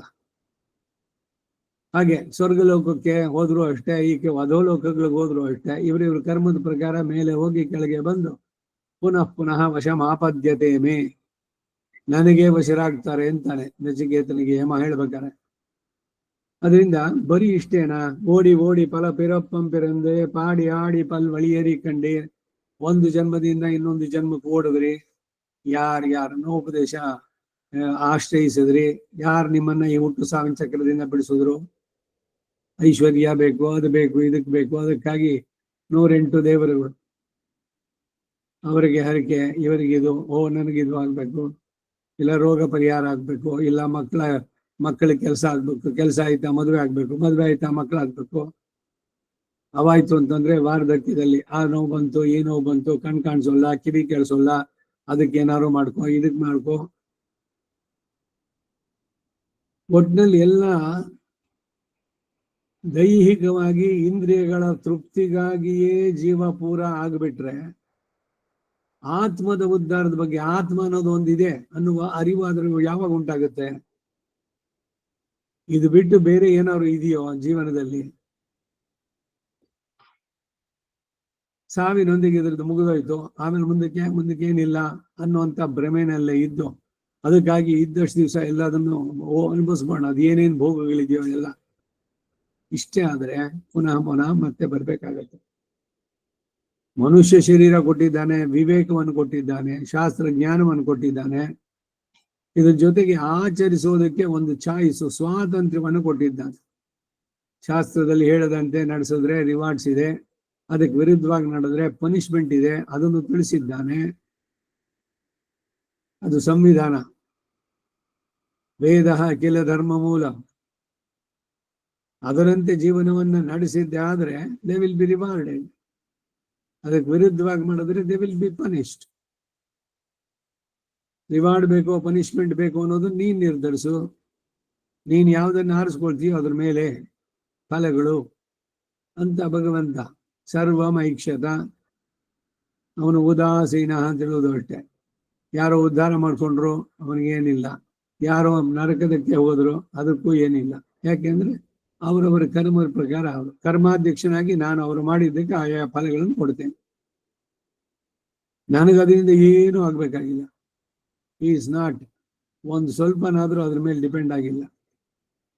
ಆದ್ರೆ ಅವನ ಕರುಣೆ, ವಾತ್ಸಲ್ಯ ಎಲ್ಲರೂ ತನ್ನನ್ನು ಸೇರ್ಲಿ ಅಂತ ಬಯಸ್ತಾನ. ಬಲವಂತ ಮಾಡೋಲ್ಲ ಯಾರಿಗೂ. ಇವಾಗೆ ಆಶ್ರಯಿಸಿ ಎಲ್ಲವನ್ನು ಶಾಸ್ತ್ರ ರೀತಿಯಾಗಿ ಜೀವನ ನಡೆಸಿ, ನಿತ್ಯ ನೈಮಿತಿಕ ಕರ್ಮಗಳನ್ನು ನಡೆಸಿ ಲೋಕದಲ್ಲಿ ಉಪಕಾರಿಯಾಗಿ ಬಾಳಿದವನಿಗೆ ಭಗವಂತ ಸರಿಯಾದ ಪಾರಿತೋಷಕ ಕೊಡ್ತಾನೆ, ಹುಟ್ಟು ಸಾವಿನ ಚಕ್ರವನ್ನೇ ಬಿಡಿಸ್ತಾನೆ. ಇಲ್ಲದಿದ್ರೆ ಅವರವರ ಕರ್ಮಕ್ಕೆ ಸರಿಯಾಗಿ ಮತ್ತೆ ಮತ್ತೆ ಹುಟ್ಟೋದಾಗತ್ತೆ. ಅದಕ್ಕಾಗಿ ಎಲ್ಲವನ್ನು ನಿಯಂತ್ರಿಸೋನು ನಾನು. ಯಾವುದೇ ಒಂದು ದ್ರವ್ಯ ಅದು ಅಪೃಥಕ್ ಸಿದ್ಧ ವಿಶೇಷಣವೋ ಅದು ಶರೀರ ಅಂದ್ರು. ಅಂದ್ರೆ ಮೂಲತಃ ಆತ್ಮನನ್ನು ಬಿಟ್ಟು ಶರೀರ ಇಡ್ಲಿಕ್ಕೆ ಸಾಧ್ಯನೋ? ಯಾಕೆ ಇದಕ್ಕೆ ಇಷ್ಟೆಲ್ಲ ದೊಡ್ಡದಾಗಿ ಎಕ್ಸ್ಪ್ಲನೇಷನ್ ಹೇಳಿದ್ದು ಅಂದ್ರೆ, ಇದನ್ನೇನೆ ನೀವು ಭಗವಂತನಿಗೂ ಜೀವಾತ್ಮನಿಗೂ ಅನ್ವಯಿಸಿ. ಭಗವಂತನಿಗೆ ಜೀವಾತ್ಮ ಶರೀರ, ಆ ಶರೀರ ತಾನು ಸ್ವಂತವಾಗಿ ಏನಾದ್ರು ಮಾಡ್ಲಿಕ್ಕಾಗತ್ತಾ? ಅದಕ್ಕಾಗಿ ಇಂತ ಏನಾದ್ರು ಮಾಡ್ಕೊಳತ್ತಾ? ಹಾಗೆ ಜೀವಾತ್ಮ ತನಗಾಗಿ ಇಂತ ಏನನ್ನು ಮಾಡೋಂಗಿಲ್ಲ. ಯಾಕೆಂದ್ರೆ ಇವನು ಮಾಡೋದೆಲ್ಲ ಭಗವಂತನಿಗೆ. ಹೇಗೆ ಆತ್ಮ ಶರೀರ ಇಲ್ಲಿ ಇದೆಯೋ ಆ ರೀತಿನಲ್ಲಿ ಆ ಪರಮಾತ್ಮ ಇಲ್ದಿದ್ರೆ ಜೀವಾತ್ಮ ಬರೀ ಶವದಂತೆ. ಅವನನ್ನು ಬಿಟ್ಟು ಇವನು ಇರ್ಲಿಕ್ಕೆ ಆಗುವಲ್ಲ.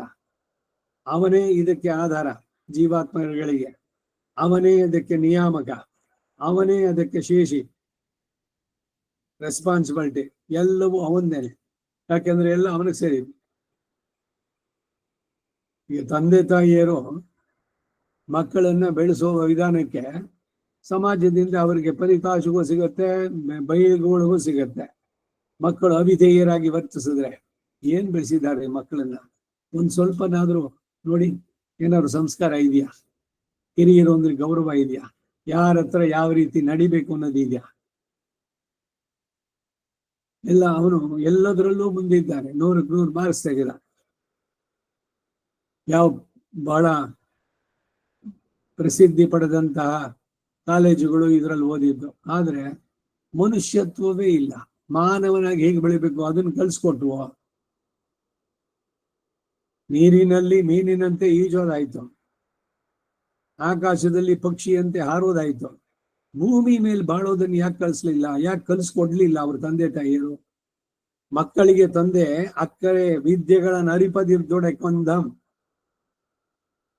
ಈ ಮಾತು ಆ ಚೂಡಾರತ್ನ ಶತಕ, ಚೂಡಾರತ್ನ ಅಂತ ಒಬ್ಬ ಕವಿ, ಅವನು ಬರೆದಂತ 100 ಪದ್ಯಗಳು. ಮಕ್ಕಳಿಗೆ ತಂದೆ ಬಾಲ್ಯದೊಳ್ ಅಕ್ಕರೆ ವಿದ್ಯೆಗಳನ್ನ ಅರಿಪದಿರ್ದೊಡೆ ಕೊಂದಂ. ಕೊಂದಂತೆ ಮಕ್ಕಳನ್ನ. ಲಕ್ಕದನಮಿರಲು ಕೆಡಗುಂ. Lakhs and lakhs, crores and crores of money ಇದ್ರೆ ಅದು ಕೆಡಗುಂ, ಅವನನ್ನ ನಾಶ ಮಾಡುವಂತದ್ದು. ಚಿಕ್ಕಂದಿನ ವಿದ್ಯೆ ಪರಗು ಚೂಡಾರತ್ನ. ಸೊ ಮಕ್ಕಳಿಗೆ ಏನು ಅಂದ್ರೆ ಈ ಸಂಸ್ಕಾರ, ಆದರ್ಶಗಳು, ಬಾಳಿನಲ್ಲಿ ಮೌಲ್ಯಗಳು, ನೀತಿ ನಿಯಮಗಳು, ಈ ಚೌಕಟ್ಟನ್ನ ಮೀರಿ ಅವರು ಇದ್ ಮಾಡಬಾರ್ದು, ಅದನ್ನ ಧಿಕ್ಕರಿಸಿ ಹೋಗ್ಬಾರ್ದು. ಆ ರೀತಿ ಯಾರು ಬೆಳೆಸಿರ್ತಾರೆ ಅಂತ ತಂದೆ ತಾಯಿಗೆ ಪುರಸ್ಕಾರನೂ ಇದೆ. ಎಷ್ಟು ಜನ ಬೆಳೆಸಿದ್ದಾರೆ ಮಕ್ಕಳನ್ನ ಅಂತಾರೆ. ಇಲ್ದಿದ್ರೆ ಎಲ್ಲ ಅವಿಧೇಯರಾಗಿದ್ರೆ ನೋಡಿ ಹೇಗೆ ಬೆಳೆಸಿದ್ದಾರೆ ಅಂತ. ಇಲ್ಲಿ ಏನ್ ಬಹಳ ಸೂಕ್ಷ್ಮವಾಗಿ ಹೇಳಕ್ ಬಂದಿದ್ದು ಅಂದ್ರೆ, ತಪ್ಪುಗಳನ್ನು ಮಾಡಿದ್ದು ಮಕ್ಕಳಾದ್ರೆ ಇವ್ರಿಗೆ ತಂದೆ ತಾಯಿಗೆ ಅದ್ರ ಸರ್ಟಿಫಿಕೇಟು. ಯಾರಿಗೆ ರೆಸ್ಪಾನ್ಸಿಬಲ್ಲು? ಈ ಸಂಬಂಧವನ್ನೇ ಜೀವಾತ್ಮ ಪರಮಾತ್ಮನಿಗೆ ಹೇಳ್ಬೇಕಾದ್ರೆ ಜೀವಾತ್ಮ ಹೇಗಿರ್ಬೇಕು? ಪರಮಾತ್ಮನ ಹೊಣೆ, ತಂದೆ ತಾಯಿಯರ ಹೊಣೆ, ಹಾಗೆ ಒಂದೊಂದಕ್ಕೂ ಬರುವಂತಹದ್ದು. ಅದರಿಂದ ಅವನು ನಿಯಂತ, ಅವನು ಆಧಾರ, ಅವನು ಶೇಷಿ. ಇದು ಜೀವ ಆತ್ಮನ ಸಂಬಂಧ. ಹಾಗೆ ಪರಮಾತ್ಮ ಜೀವಾತ್ಮನ ಸಂಬಂಧ. ಇದಕ್ಕೆ ಶರೀರ ಶರೀರಿ ಭಾವ ಅಂತ ಹೆಸರು. ಭಗವಂತ ಶರೀರಿ, ಈ ಜೀವಾತ್ಮಗಳು ಅವನಿಗೆ ಶರೀರ. ಈ ಜೀವಾತ್ಮಗಳಿಗೆ ಅವರವರ ಕರ್ಮಾಯುಕ್ತವಾಗಿ ಪ್ರಾಕೃತಿಕವಾದಂತಹ ಶರೀರ ಒಂದು ಕೊಟ್ಟಿದ್ದಾನೆ, ವ್ಯಕ್ತವಾಗಿ ಕಾಣುವ ಹಾಗೆ. ಇದೆಲ್ಲ ಶರೀರ ನಾಶವಾದರೆ ಅವನು ಸೂಕ್ಷ್ಮ ರೂಪದಲ್ಲಿ ಭಗವಂತನ ಜೊತೆನಲ್ಲೇ ಇರ್ತಾನೆ, ನಾಶವಾಗೋದಿಲ್ಲ ಆತ್ಮ. ಅದು ತಿಳಿಸುವಂತದ್ದು.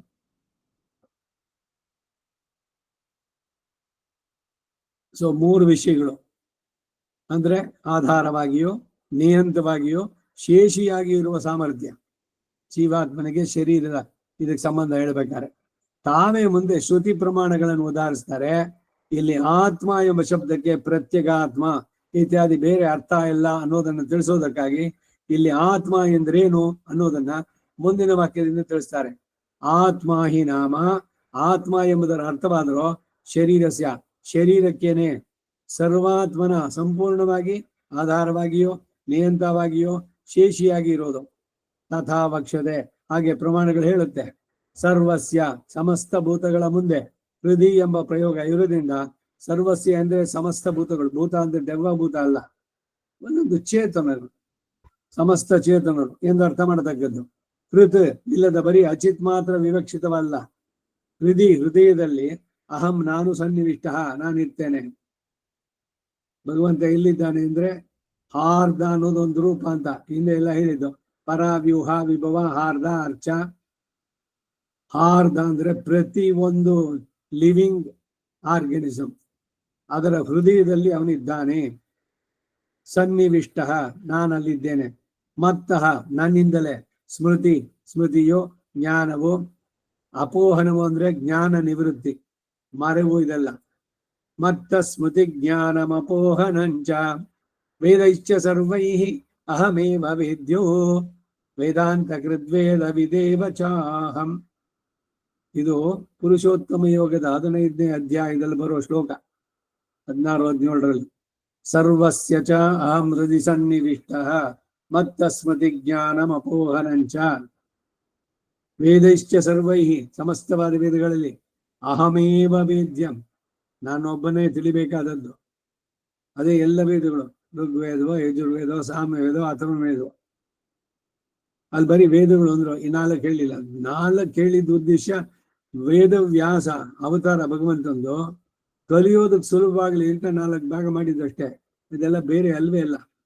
ಸರ್ವೇ ವೇದಾಹ ಯತ್ ಪದಮಾಮನಂತಿ ತಪಾಂಸಿ ಚ ಸರ್ವಾಣಿ ಯದ್ವದಂತಿ ಯದೀಚ್ಛಂತೋ ಬ್ರಹ್ಮಚರ್ಯಂ ಚರಂತಿ ತತ್ತೇ ಪದಂ ಸಂಗ್ರಹೇಣ ಬ್ರವೀಮಿ ಓಂ ಇತ್ಯೇತದ್.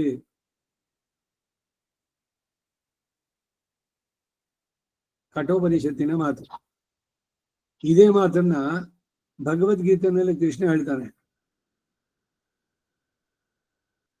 ಸ್ವಲ್ಪ ಪದಗಳಿಗೆ ಅರ್ಥ ವ್ಯತ್ಯಾಸ, ಇದು ವ್ಯತ್ಯಾಸ ಬೇಡ. ಪದಗಳು ಉಪಯೋಗಿಸಿದ ಬೇರೆ, ಮೂಲ ಅರ್ಥ ಇದೆ. ಪ್ರಣವದಲ್ಲಿ ಅಕ್ಷರ ಬ್ರಹ್ಮಯೋಗ 8ನೇ ಅಧ್ಯಾಯ, ಅದರಲ್ಲಿ ಬರುವಂತ ಮಾತಿದು 11ನೇ ಶ್ಲೋಕ. ಅಲ್ಲಿ ಹೇಳುವುದು ಇದೇನೆ. ಭಗವಂತ ಹೇಗಿದ್ದಾನೆ? ಪ್ರತ್ಯಗಾನಂದಂ ಬ್ರಹ್ಮ ಪುರುಷಂ ಪ್ರಣವ ಸ್ವರೂಪಂ. ಪ್ರಣವ ಸ್ವರೂಪಿ ಅವನು. ಅಕಾರ ಉಕಾರ ಮಕಾರ ಇತಿ. ಆ ಪ್ರಣವದಲ್ಲಿ, ಅಕ್ಷರದಲ್ಲಿ, ಓಂಕಾರದಲ್ಲಿ ಅಕಾರ ಉಕಾರ ಮಕಾರಗಳಿದೆ. ಅಕಾರೋ ವೈ ವಿಷ್ಣು. ಪರಾಶರ ಭಟ್ರು ಅಷ್ಟಶ್ಲೋಕಿನಲ್ಲಿ 1ನೇ ಶ್ಲೋಕದಲ್ಲೇ ಹೇಳ್ತಾರೆ, ಆ ಊ ಮ ಅಂತ ಹೇಳ್ಬೇಕಾದ್ರೆ ಜೀವಾತ್ಮ, ಪರಮಾತ್ಮ ಮತ್ತೆ ಮಹಾಲಕ್ಷ್ಮಿ ಅವಳು ಪುರುಷಗಾರ, ಅವುಗಳನ್ನು ಹೇಳುವಂತಹದ್ದಲ್ಲಿ.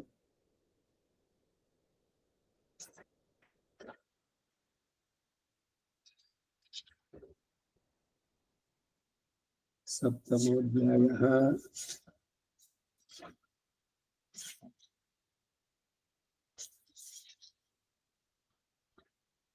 ನೋಡಿ ಅಲ್ಲಿನ ಮಾತು. ಯದಕ್ಷರಂ ವೇದವಿದೋ ವದಂತಿ ವಿಶಂತಿ ಯದ್ಯತಯೋ ವೀತರಾಗಾಹ ಯದೀಚ್ಛಂತೋ ಬ್ರಹ್ಮಚರ್ಯಂ ಚರಂತಿ ತತ್ತೇ ಪದಂ ಸಂಗ್ರಹೇಣ ಪ್ರವಕ್ಷ್ಯೇನ್. 11ನೇ ಶ್ಲೋಕ 8ನೇ ಅಧ್ಯಾಯದ್ದು. ಇದೇ ಮಾತು ಕಠೋಪನಿಷತ್ತಿನಲ್ಲಿ ಬಂದದ್ದು.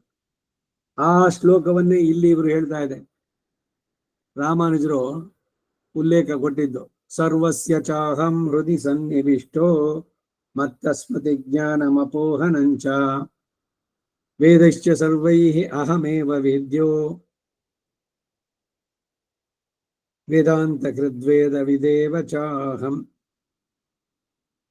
ಮತ್ತಃ, ನನ್ನಿಂದಲೇ. ಸ್ಮೃತಿ, ಸ್ಮೃತಿ ಜ್ಞಾನ. ಅಪೋಹನ ಅಂದ್ರೆ ಜ್ಞಾನ ನಿವೃತ್ತಿ, ಅಜ್ಞಾನ ಮರೆವು. ಕೆಲವರು 60 ವರ್ಷ ಆದ್ರೆ 2 ಮರಳು, ಎಲ್ಲ ಮರ್ತೋಯ್ತು, ಏನೋ ಇದಾಗ್ತಾ ಇದೆ. ಯಾಕೆ ಹಿಂಗೆ?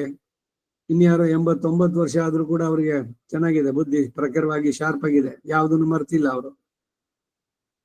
ಒಬ್ಬರಿಗೆ ಮರವುಂಟಾಗಿ ಇನ್ನೊಬ್ಬರಿಗೆ ಜ್ಞಾಪ ಇರೋದು ಯಾಕೆ ಅಂದ್ರೆ ಅವ್ರವ್ರ ಕರ್ಮಕ್ಕೆ ಸರಿಯಾಗಿ ಅದನ್ನು ಕೊಟ್ಟಿದ್ದು ಅಂತಾನೆ. ಶಾಸ್ತ್ರೋಕ್ತವಾಗಿ ನಡೆಯುವಂತಹ ವಿಧಿ ಕರ್ಮಗಳನ್ನು ನಡೆಸಿಕೊಂಡವರಿಗೆ ಈ ಮತ್ತಃ ಜ್ಞಾನ ಸ್ಮೃತಿ ಚೆನ್ನಾಗಿ ಕೊಟ್ಟು ಆತ್ಮಯೋಗಂ ದದಾಮಿ ಅಂತಾನೆ. ಇನ್ ಕೆಲವರಿಗೆ ಕಡೆಗೇನು ಮರೆವು, ಆಮ್ನೀಸಿಯಾ ಅಂತ ಇಂಗ್ಲಿಷ್ನಲ್ಲಿ.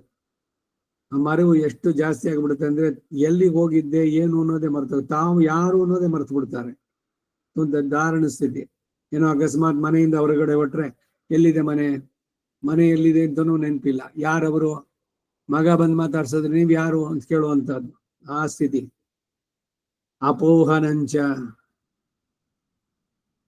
ಸೊ ಅದರಿಂದ ಭಗವಂತನಿಗೇನೋ ಇವ್ರಿಗೆ ಮರ ಉಂಟು ಮಾಡಿ ಅವರು ಇಲ್ಲೆಲ್ಲೋ ಆಮೇಲೆ ಪೇಪರ್ನಲ್ಲಿ ಹಾಕ್ಸಿ ಕಣೆಯಾಗಿದ್ದಾರೆ, ಇಷ್ಟು ವರ್ಷ ಅವ್ರು ಈ ತರ ಶರ್ಟ್ ಹಾಕೊಂಡಿದ್ರು, ಅವ್ರ ಫೋಟೋ ಎಲ್ಲ ಟಿವಿನಲ್ಲಿ ಅದರಲ್ಲಿ ಇದರಲ್ಲಿ ತೋರಿಸಿ ಮಾಡಿ ಎಲ್ಲೋದ್ರವರು ಹುಡುಕ್ತಾ ಇದ್ದಾರೆ, ಕೆಲವರು ಸಿಗ್ಲೇ ಇಲ್ಲ.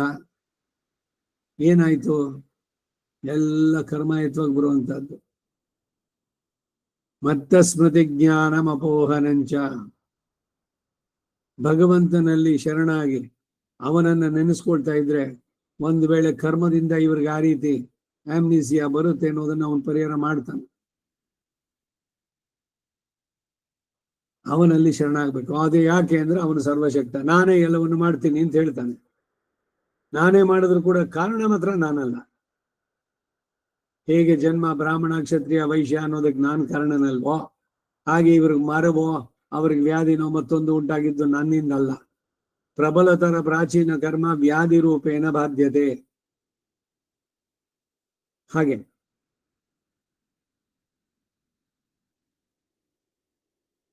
ಈ ವಾಕ್ಯವಾದ ನಂತರ ದ್ವಾವಿಮೌ ಪುರುಷೌ ಲೋಕೆ ಕ್ಷರಶ್ಚ ಅಕ್ಷರ ಏವ ಚ ಕ್ಷರ ಸರ್ವಾಣಿ ಭೂತಾನಿ ಕೂಟಸ್ಥೋಕ್ಷರ ಉದ್ಯತೆ.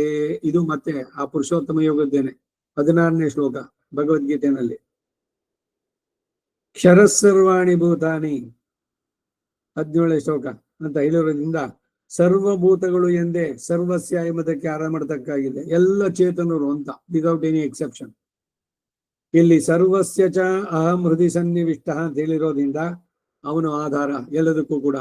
ಹೃದಯದಲ್ಲಿ ಅವನೇ ಇದ್ದು ಎಲ್ಲವನ್ನು, ಅವುಗಳ ಎಕ್ಸಿಸ್ಟೆನ್ಸ್ ಅದು ಆಧಾರ.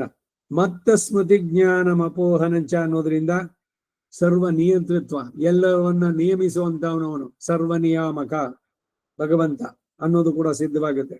ಹೀಗೆ ಆಧಾರ ನಿಯಂತೃತ್ವಗಳನ್ನ ಉದಾಹರಿಸಿದ ಪ್ರಮಾಣಗಳನ್ನ ರಾಮಾನುಜರು ಇಲ್ಲಿ ಉದಾಹರಣೆ ಮಾಡ್ತಾರೆ. ಇದೆಲ್ಲ ಶ್ಲೋಕಕ್ಕೆ ಸಂಬಂಧಿಸಿದ್ದಂತಾನೆ. ಅವನು ಹೇಳಿದ್ನಲ್ಲ ಅಲ್ಲಿ 20ನೇ ಶ್ಲೋಕದಲ್ಲಿ ಹೇಳಿದ್ದೇನು, ಅಹಂ ಆತ್ಮ ಗುಡಾಕೇಶ ಸರ್ವಭೂತಾಶಯ ಸ್ಥಿತ. ಎಲ್ಲ ಇವುಗಳಲ್ಲಿ ನಾನಿದ್ದೇನೆ, ಎಲ್ಲ ಚೇತನಗಳಲ್ಲಿ, ಸಮಸ್ತ ಭೂತಗಳಲ್ಲಿ. ಇದು ಹೀಗೆ ಆಧಾರ ನಿಯಂತ್ರಿತ. ಹಿಂದೆ ಕೂಡ ಮೈ ಸರ್ವಮಿದಂ ಪ್ರೋತಂ ಸೂತ್ರೇ ಮಣಿಗಣ ಇವ 7ನೇ ಶ್ಲೋಕ 7ನೇ ಅಧ್ಯಾಯದ್ದು. ಅಲ್ಲಿಯೂ ಕೂಡ ಈ ಸರ್ವಾಧಾರತ್ವ, ಎಲ್ಲಕ್ಕೂ ನಾನು ಆಧಾರ ಅನ್ನೋದನ್ನು ಹೇಳಿದ್ದು. ಮುಂದೆ ಇವುಗಳನ್ನೇ ಪ್ರತಿಪಾದಿಸುವ ಇನ್ನೊಂದು ಪ್ರಮಾಣವನ್ನು ಉದಾಹರಿಸ್ತಾರೆ. ಸರ್ವಭೂತಾನ, ಸರ್ವಭೂತಗಳಿಗೂ ಈಶ್ವರ ಸ್ವಾಮಿಯಾಗಿ ಅಂದರೆ ಶೇಷಿಯಾಗಿ ನಿಯಾಮಕನಾಗಿ ಹೃದ್ದೇಶ ಅರ್ಜುನ ದುಷ್ಟದೆ. ಹೇ ಅರ್ಜುನನೇ, ಆ ಹೃದಯ ದೇಶದಲ್ಲೇ ಭಗವಂತ ಇದ್ದಾನೆ. ಇದರಿಂದ ಶೇಷಿತ್ವ, ಆಧಾರ ಆ ಭಾವಗಳು ಹೇಳಲ್ಪಟ್ಟಿದ್ದು. ಹೇಗೆ ಹೃದ್ದೇಶದಲ್ಲಿದ್ದಾನೆ ಅಂದರೆ ಸಂಭವಾಮಿ ಆತ್ಮ ಮಾಯೆಯ ಮಾಯಾಂತು ಪ್ರಗದಿಂಬಿದ್ದಿ ಮಾಯೆಂದು ಮಹೇಶ್ವರಂ. ಇದು ಉಪನಿಷತ್ತುಗಳ ಮಾತು. ಅದರಲ್ಲಿ ಹೇಳಿದಂತೆ ಪ್ರಕೃತಿಯ ಸಂಬಂಧದಿಂದ ಯಂತ್ರಾರೂಢಾನಿ, ಯಂತ್ರಗಳಿಂದ ಸುತ್ತಿಸಲ್ಪಟ್ಟಂತ ಬೊಂಬೆಗಳೋಪಾದಿಯಲ್ಲಿ ಸರ್ವಭೂತಗಳನ್ನ ಸುತ್ತಿಸುವವನಾಗಿದ್ದಾನೆ. ಅವನ ಸಂಕಲ್ಪದಂತೆಯೇ ಎಲ್ಲವೂ ನಡೆಯೋದು. ತೇನ ವಿನಾ ತೃಣಾಗ್ರಮಪಿ ನಚರತಿ. ಹುಲ್ಲು ಕಡ್ಡಿ ತುದಿ ಕೂಡ ಅಲುಗಾಡಬೇಕಾದ್ರೆ ಅವನ ಸಂಕಲ್ಪ ಇಲ್ದಿದೆ ಆಗೋಲ್ಲ. ಎಲ್ಲರನ್ನ ನಿಯಮಿಸುವಂತವನು. ಮುಂದೆ ಯೋ ಲೋಕತ್ರಯಮಾವಿಶ್ಯ ಬಿಭರ್ತವ್ಯಯ ಈಶ್ವರ ಅಂತ ಇರೋದ್ರಿಂದ ಬಿಭರ್ತಿ ಈಶ್ವರ ಎಂಬ ಪದಗಳಿಂದ ಆಧಾರತ್ವ ನಿಯಂತ್ರತ್ವಗಳು ಸ್ಪಷ್ಟವಾಯಿತು. ಹೀಗೆ ಎಲ್ಲ ಇರೋದ್ರಿಂದ ಸರ್ವಭೂತ ಶಬ್ದ ಅಚಿದ್ವಿಶಿಷ್ಟ ಜೀವಪರ ಎಂಬುದು ಸಿದ್ಧ. ಬ್ರಾಹ್ಮಯನ್ ಸರ್ವಭೂತಾನಿ ಅಂತ ಹೇಳಿರೋದ್ರಿಂದ ಸರ್ವ ನಿಯಂತ್ರತ್ವವು ಬೋಧಿಸಲ್ಪಟ್ಟಿತು. ಮುಂದೆ ಕ್ಷರ ಸರ್ವಾಣಿ ಭೂತಾನಿ ಪುರುಷೋತ್ತಮ ಯೋಗ 17ನೇ ಶ್ಲೋಕ 16ನೇ ಶ್ಲೋಕ 15ನೇ ಅಧ್ಯಾಯದಲ್ಲಿ. ಪುರುಷೋತ್ತಮ ಯೋಗ 15ನೇ ಅಧ್ಯಾಯ ಅದರ 16ನೇ ಶ್ಲೋಕದಲ್ಲಿ ಕ್ಷರ ಸರ್ವಾಣಿ ಭೂತಾನಿ ಕೂಟಸ್ಥೋ ಅಕ್ಷರ ಉಚ್ಯತೆ ಅಂತ ಇರೋದಕ್ಕೆ ಅನುಗುಣವಾಗಿ ಸರ್ವಭೂತ ಶಬ್ದ ಬದ್ಧ ಜೀವಾತ್ಮನನ್ನು ಬೋಧಿಸುತ್ತೆ. ಇತಿ ಎಂದು ಮುಂದೆ ಹೇಳಲ್ಪಡುತ್ತೆ. ಈ ಉಪದೇಶ ಶ್ರುತಿಗೆ ಅನುಸಾರವಾದದ್ದೇ ಅಂದ್ರೆ ತೋರಿಸ್ತಾರೆ. ಶೂಯತೆ ಚ, ಶ್ರುತಿಯಲ್ಲೂ ಕೂಡ ಈ ಅಭಿಪ್ರಾಯ ಹೇಳಿದೆ. ಎಲ್ಲಿ ಹೇಳಿದೆ? 3ನೇದು ಯಹ, ಯಾವ ಪ್ರಸಿದ್ಧವಾದ ಪರಮಾತ್ಮನು ಸರ್ವೇಷು ಭೂತೇಷು ತಿಷ್ಠನ್ನೇ ಸಮಸ್ತ ಪ್ರಾಣಿಗಳಲ್ಲೂ ಇರುವನಾಗಿ, ಅದರಿಂದ ಅವನೇ ಆಧಾರ ಅಂತ ಹೇಳಿದ್ದು. ಸರ್ವೇಭ್ಯೋ ಭೂತೇಭ್ಯೋ ಅಂತರಹ, ಹಾಗಿದ್ದರೂ ಸಮಸ್ತ ಪ್ರಾಣಿಗಳಿಗಿಂತಲೂ ಬೇರೆಯವನಾಗಿ ಒಳಗೆ ಇದ್ರು ಕೂಡ ಇದರಿಂದ ನಿರ್ವಿಕಾರತ್ವೋ ತನ್ಮೂಲಕ ಹೇಯ ಪ್ರತ್ಯನೀಕತ್ವೋ ಬೋಧಿತ. ಎಲ್ಲರ ಒಳಗಿದ್ರು ಕೂಡ ಎಲ್ಲರ ದೋಷಗಳು ಅವನು ಬರೋಲ್ಲ. ಈಗ ಯಾರಿಗೋ ತುಂಬಾ ಜ್ವರ ಬಂದಿದೆ, ಅವನಲ್ಲಿ ಭಗವಂತ ಇದ್ದಾನೆ, ಅವನಿಗೂ ಟೆಂಪರೇಚರ್ ಜಾಸ್ತಿ ಆಯ್ತಾ? ಏನು ಅವನಿಗೆ ಬಾಧಿಸೋಲ್ಲ. ಹಾಗೆ ಸಮಸ್ತ ಪ್ರಾಣಿಗಳಲ್ಲೂ ಇರೋನಾಗಿ ಅವುಗಳಿಗಿಂತಲೂ ಬೇರೆಯವನಾಗಿ ಸಕಲೇತರ ವಿಲಕ್ಷಣ, ಇದರಿಂದ ನಿರ್ವಿಕಾರತ್ವ ತನ್ಮೂಲಕ ಹೇ ಪ್ರತಿನಿಗತ್ವ, ಎಲ್ಲ ದೋಷಗಳಿಂದ ದೂರ ಆಗಿದ್ದು ಅದು ಹೇಳಿದ್ದು. ಇದರಿಂದ ಅದ್ವೈತ ಸಿದ್ಧಾಂತಕ್ಕೂ ವಿರೋಧ ಇದು. ಸರ್ವಾಣಿ ಭೂತಾನಿ, ಹೀಗಿದ್ರು ಸಮಸ್ತ ಪ್ರಾಣಿಗಳು ಯಾವ ಭಗವಂತನನ್ನ ನವಿದುಹೋ ತಿಳಿಯಲಾರದೋ ಎಂದು ಹೇಳಿರೋದ್ರಿಂದ ಅಚಿತ್ ಸಂಬಂಧದಿಂದ ಜ್ಞಾನ ತಿರೋಹಿತತ್ವ ಸೂಚಿಸಲ್ಪಟ್ಟಿತು.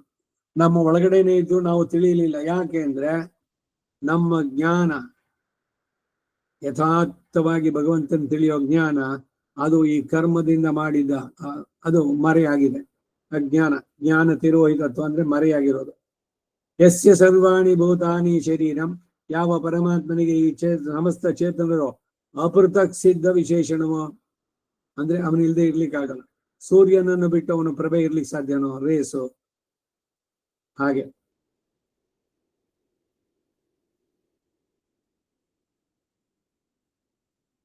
ಸರ್ವಾಣಿ ಭೂತಾನಿ ಅಂತರೋ ಇತಿ, ಸಮಸ್ತ ಪ್ರಾಣಿಗಳ ಒಳಗೆ ಇರುವನಾಗಿ ಅವರನ್ನು ನೇಮಿಸೋದು.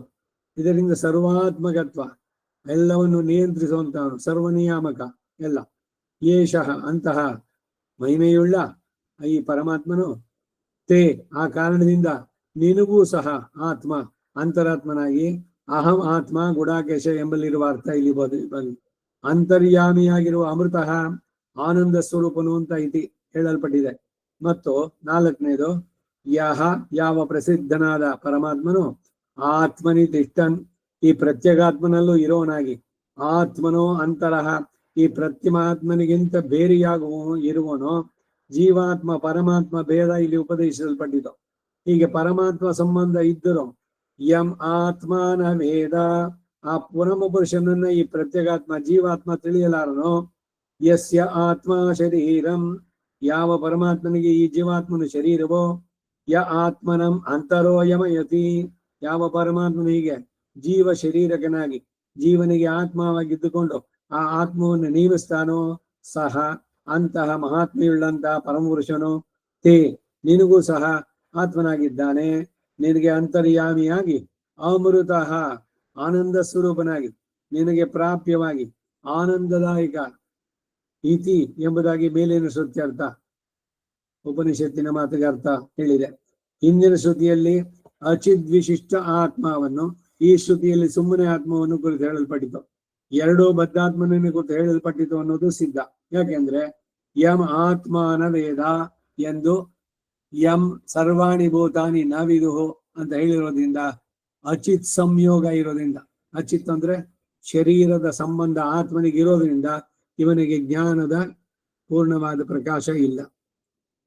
ಇದನ್ನೇ ಈಶಾವಾಸ್ಯ ಉಪನಿಷತ್ತಿನಲ್ಲಿ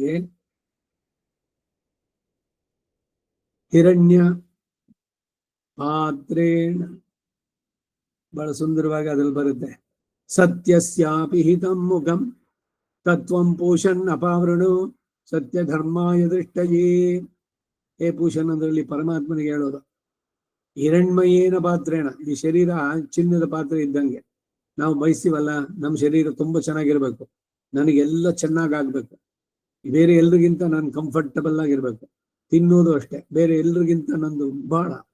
ಪ್ರತಿಯೊಬ್ಬರಿಗೂ ಈ ಭಾವ. ಯಾರು ನಾನು ಕಡಿಮೆ, ಬೇರೆಯವ್ರಿಗಿಂತ ಅಯ್ಯೋ ನನ್ಗೇನು ಇಲ್ಲ ಅನ್ಕೊಳ್ತಾರೇನೋ.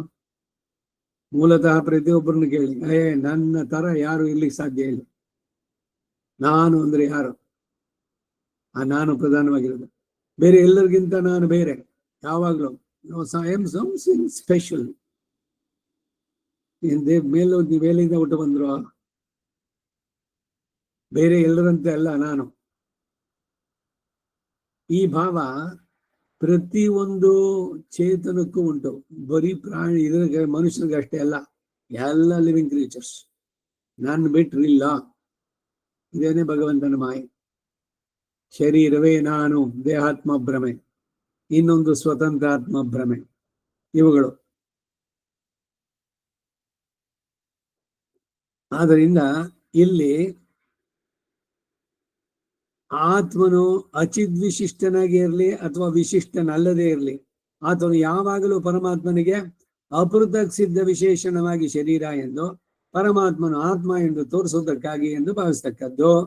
ಮುಂದೆ ಪೂರ್ವಾರ್ಧದಿಂದ ಹೀಗೆ ಉಂಟಾದ ಅಭಿಪ್ರಾಯಕ್ಕೆ ಉತ್ತರಾರ್ಧಕ್ಕೂ ಇರುವ ಸಂಬಂಧವನ್ನ ಏವಂ ಎಂದು ಆರಂಭಿಸಿದ ಮುಂದಿನ ವಾಕ್ಯದಿಂದ ಸೂಚಿಸುತ್ತಾರೆ. ಹೀಗೆ ಸರ್ವ ಅಚಿದ್ವಿಶಿಷ್ಟವಾದ ಆತ್ಮಾವಿಗೆ ಎಲ್ಲ ಅವಸ್ಥೆಯಲ್ಲೂ ನಾನು ಆತ್ಮವಾಗಿರೋದ್ರಿಂದ ಅದರ ಸೃಷ್ಟಿ ಸ್ಥಿತಿ ಲಯಗಳಿಗೂ ನಾನೇ ಕಾರಣಭೂತ ಎಂದು ಹೇಳ್ಕೊಳ್ತಾರೆ. ಏವಂ ಸರ್ವಭೂತ್ವಾನಾಂ ಆತ್ಮತಯ ಅವಸ್ಥಿತ. ಈ ಪ್ರಕಾರವಾಗಿ ಸರ್ವಭೂತಗಳಿಗೂ ನನಗೆ ಶರೀರವಾಗಿ ನಾನು ಎಲ್ಲದಕ್ಕೂ ಆತ್ಮನಾಗಿ ಇರುವನಾಗಿರೋದ್ರಿಂದಲೇ ತೇಷಾಂ ಅವುಗಳಿಗೆಲ್ಲ ಅಹಂ ನಾನೇ ಆದಿಯು ಮಧ್ಯವೂ ಅಂತ್ಯವೂ ಸಹ. ಅಂದರೆ ತೇಷಾಂ ಅವುಗಳ ಉತ್ಪತ್ತಿಗೂ ಸ್ಥಿತಿಗೂ ಪ್ರಲಯಕ್ಕೂ ಸಹ ಹೇತು ಕಾರಣ ಇತ್ಯರ್ಥ. ನಾನೇ ಕಾರಣಭೂತ ಅಂತ, ತಾನೇ ಕಾರಣನು ಅಂತ ಹೇಳಿದ್ರೆ ಅಭಿಪ್ರಾಯ ಏನು ಅಂದ್ರೆ ತದನನ್ಯತ್ವಂ ಆರಂಭಣ ಶಬ್ದಾಭಿಭ್ಯ. ಬ್ರಹ್ಮಸೂತ್ರ ಇದು 2:1:15. ಆ ಸೂತ್ರದಲ್ಲಿ ಉಪಪಾದಿಸರು ಹಾಗೆ ಯಾವಾಗ ಅವನು ಕಾರಣನಾದನೋ ಕಾರ್ಯವು ತಾನೇ ಎಂದು ಹೇಳಿದಂತಾಯಿತು. ಕಾರ್ಯಕಾರಣ ಸಂಬಂಧ, ಕಾಸ್ ಅಂಡ್ ಎಫೆಕ್ಟ್. ಮೇಲಿನ ಸೂತ್ರ ಕಾರ್ಯಕಾರಣಗಳಿಗೆ ಅನನ್ಯತ್ವವನ್ನು ಬೋಧಿಸುತ್ತೆ.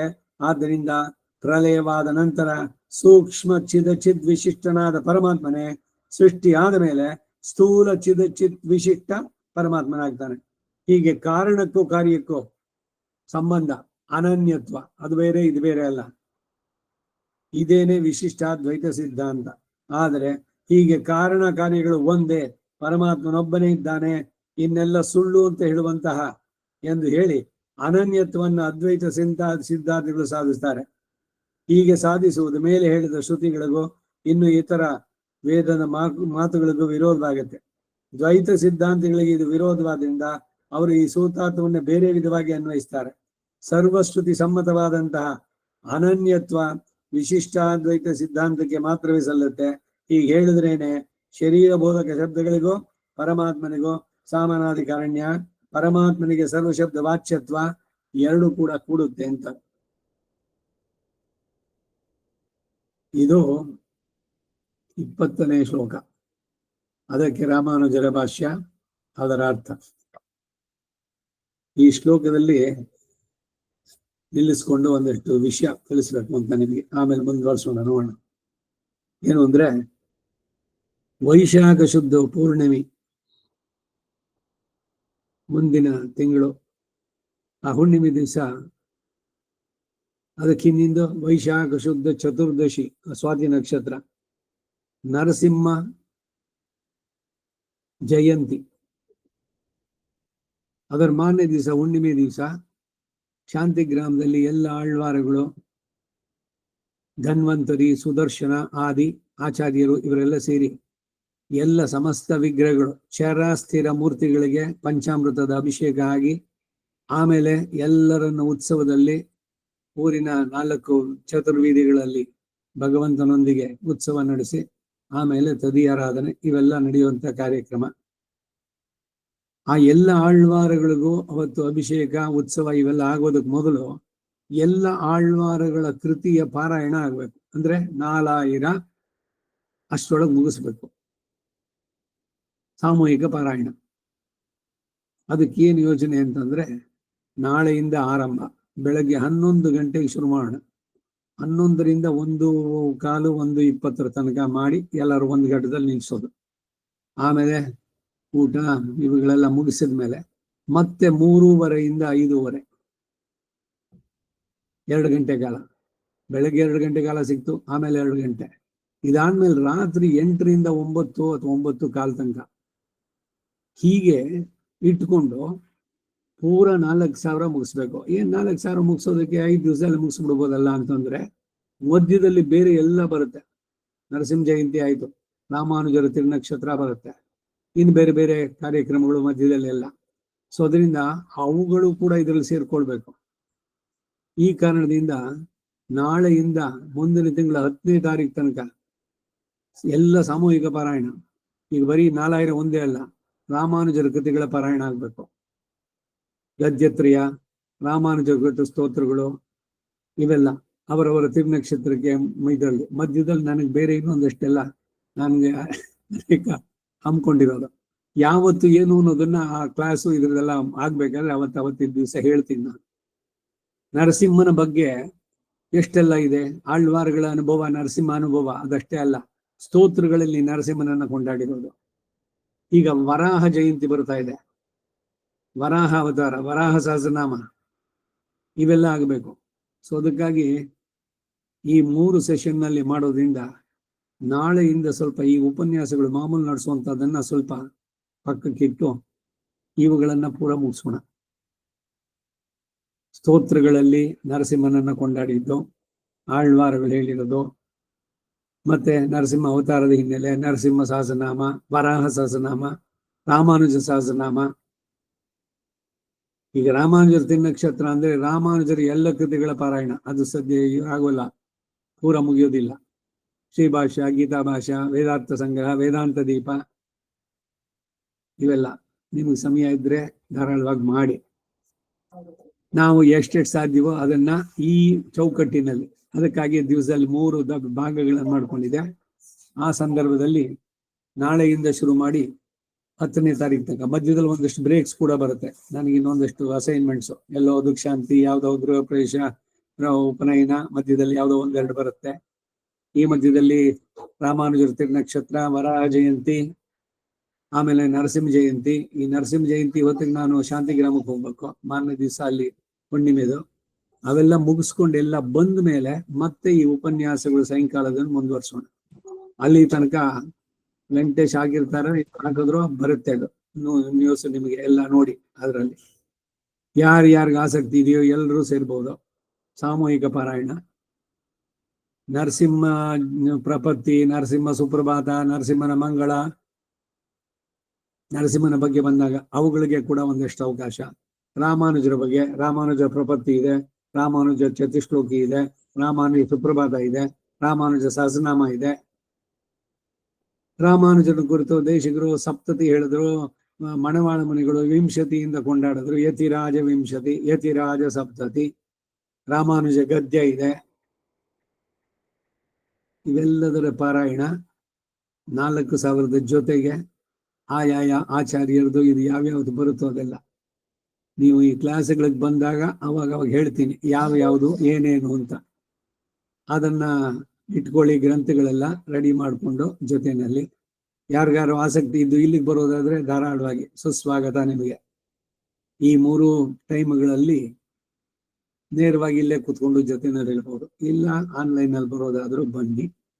ಯಾರ್ಯಾರಿಗೆ ಯಾವ್ಯಾವ ಸಮಯ ಆಗುತ್ತೋ ಇದು ಮಾತ್ರ ಅದಕ್ಕೆ ಎಲ್ಲದನ್ನು ಸೇರಿಸಿ ಒಂದೇ ಲಿಂಕ್ ಕಳಿಸಿದ್ದಾರೆ. ಆ ಲಿಂಕ್ ನೀವು ಒತ್ತಿದ್ರೆ ನೀವು ನೇರವಾಗಿ ಅದರಲ್ಲಿ ಭಾಗವಹಿಸಬಹುದು.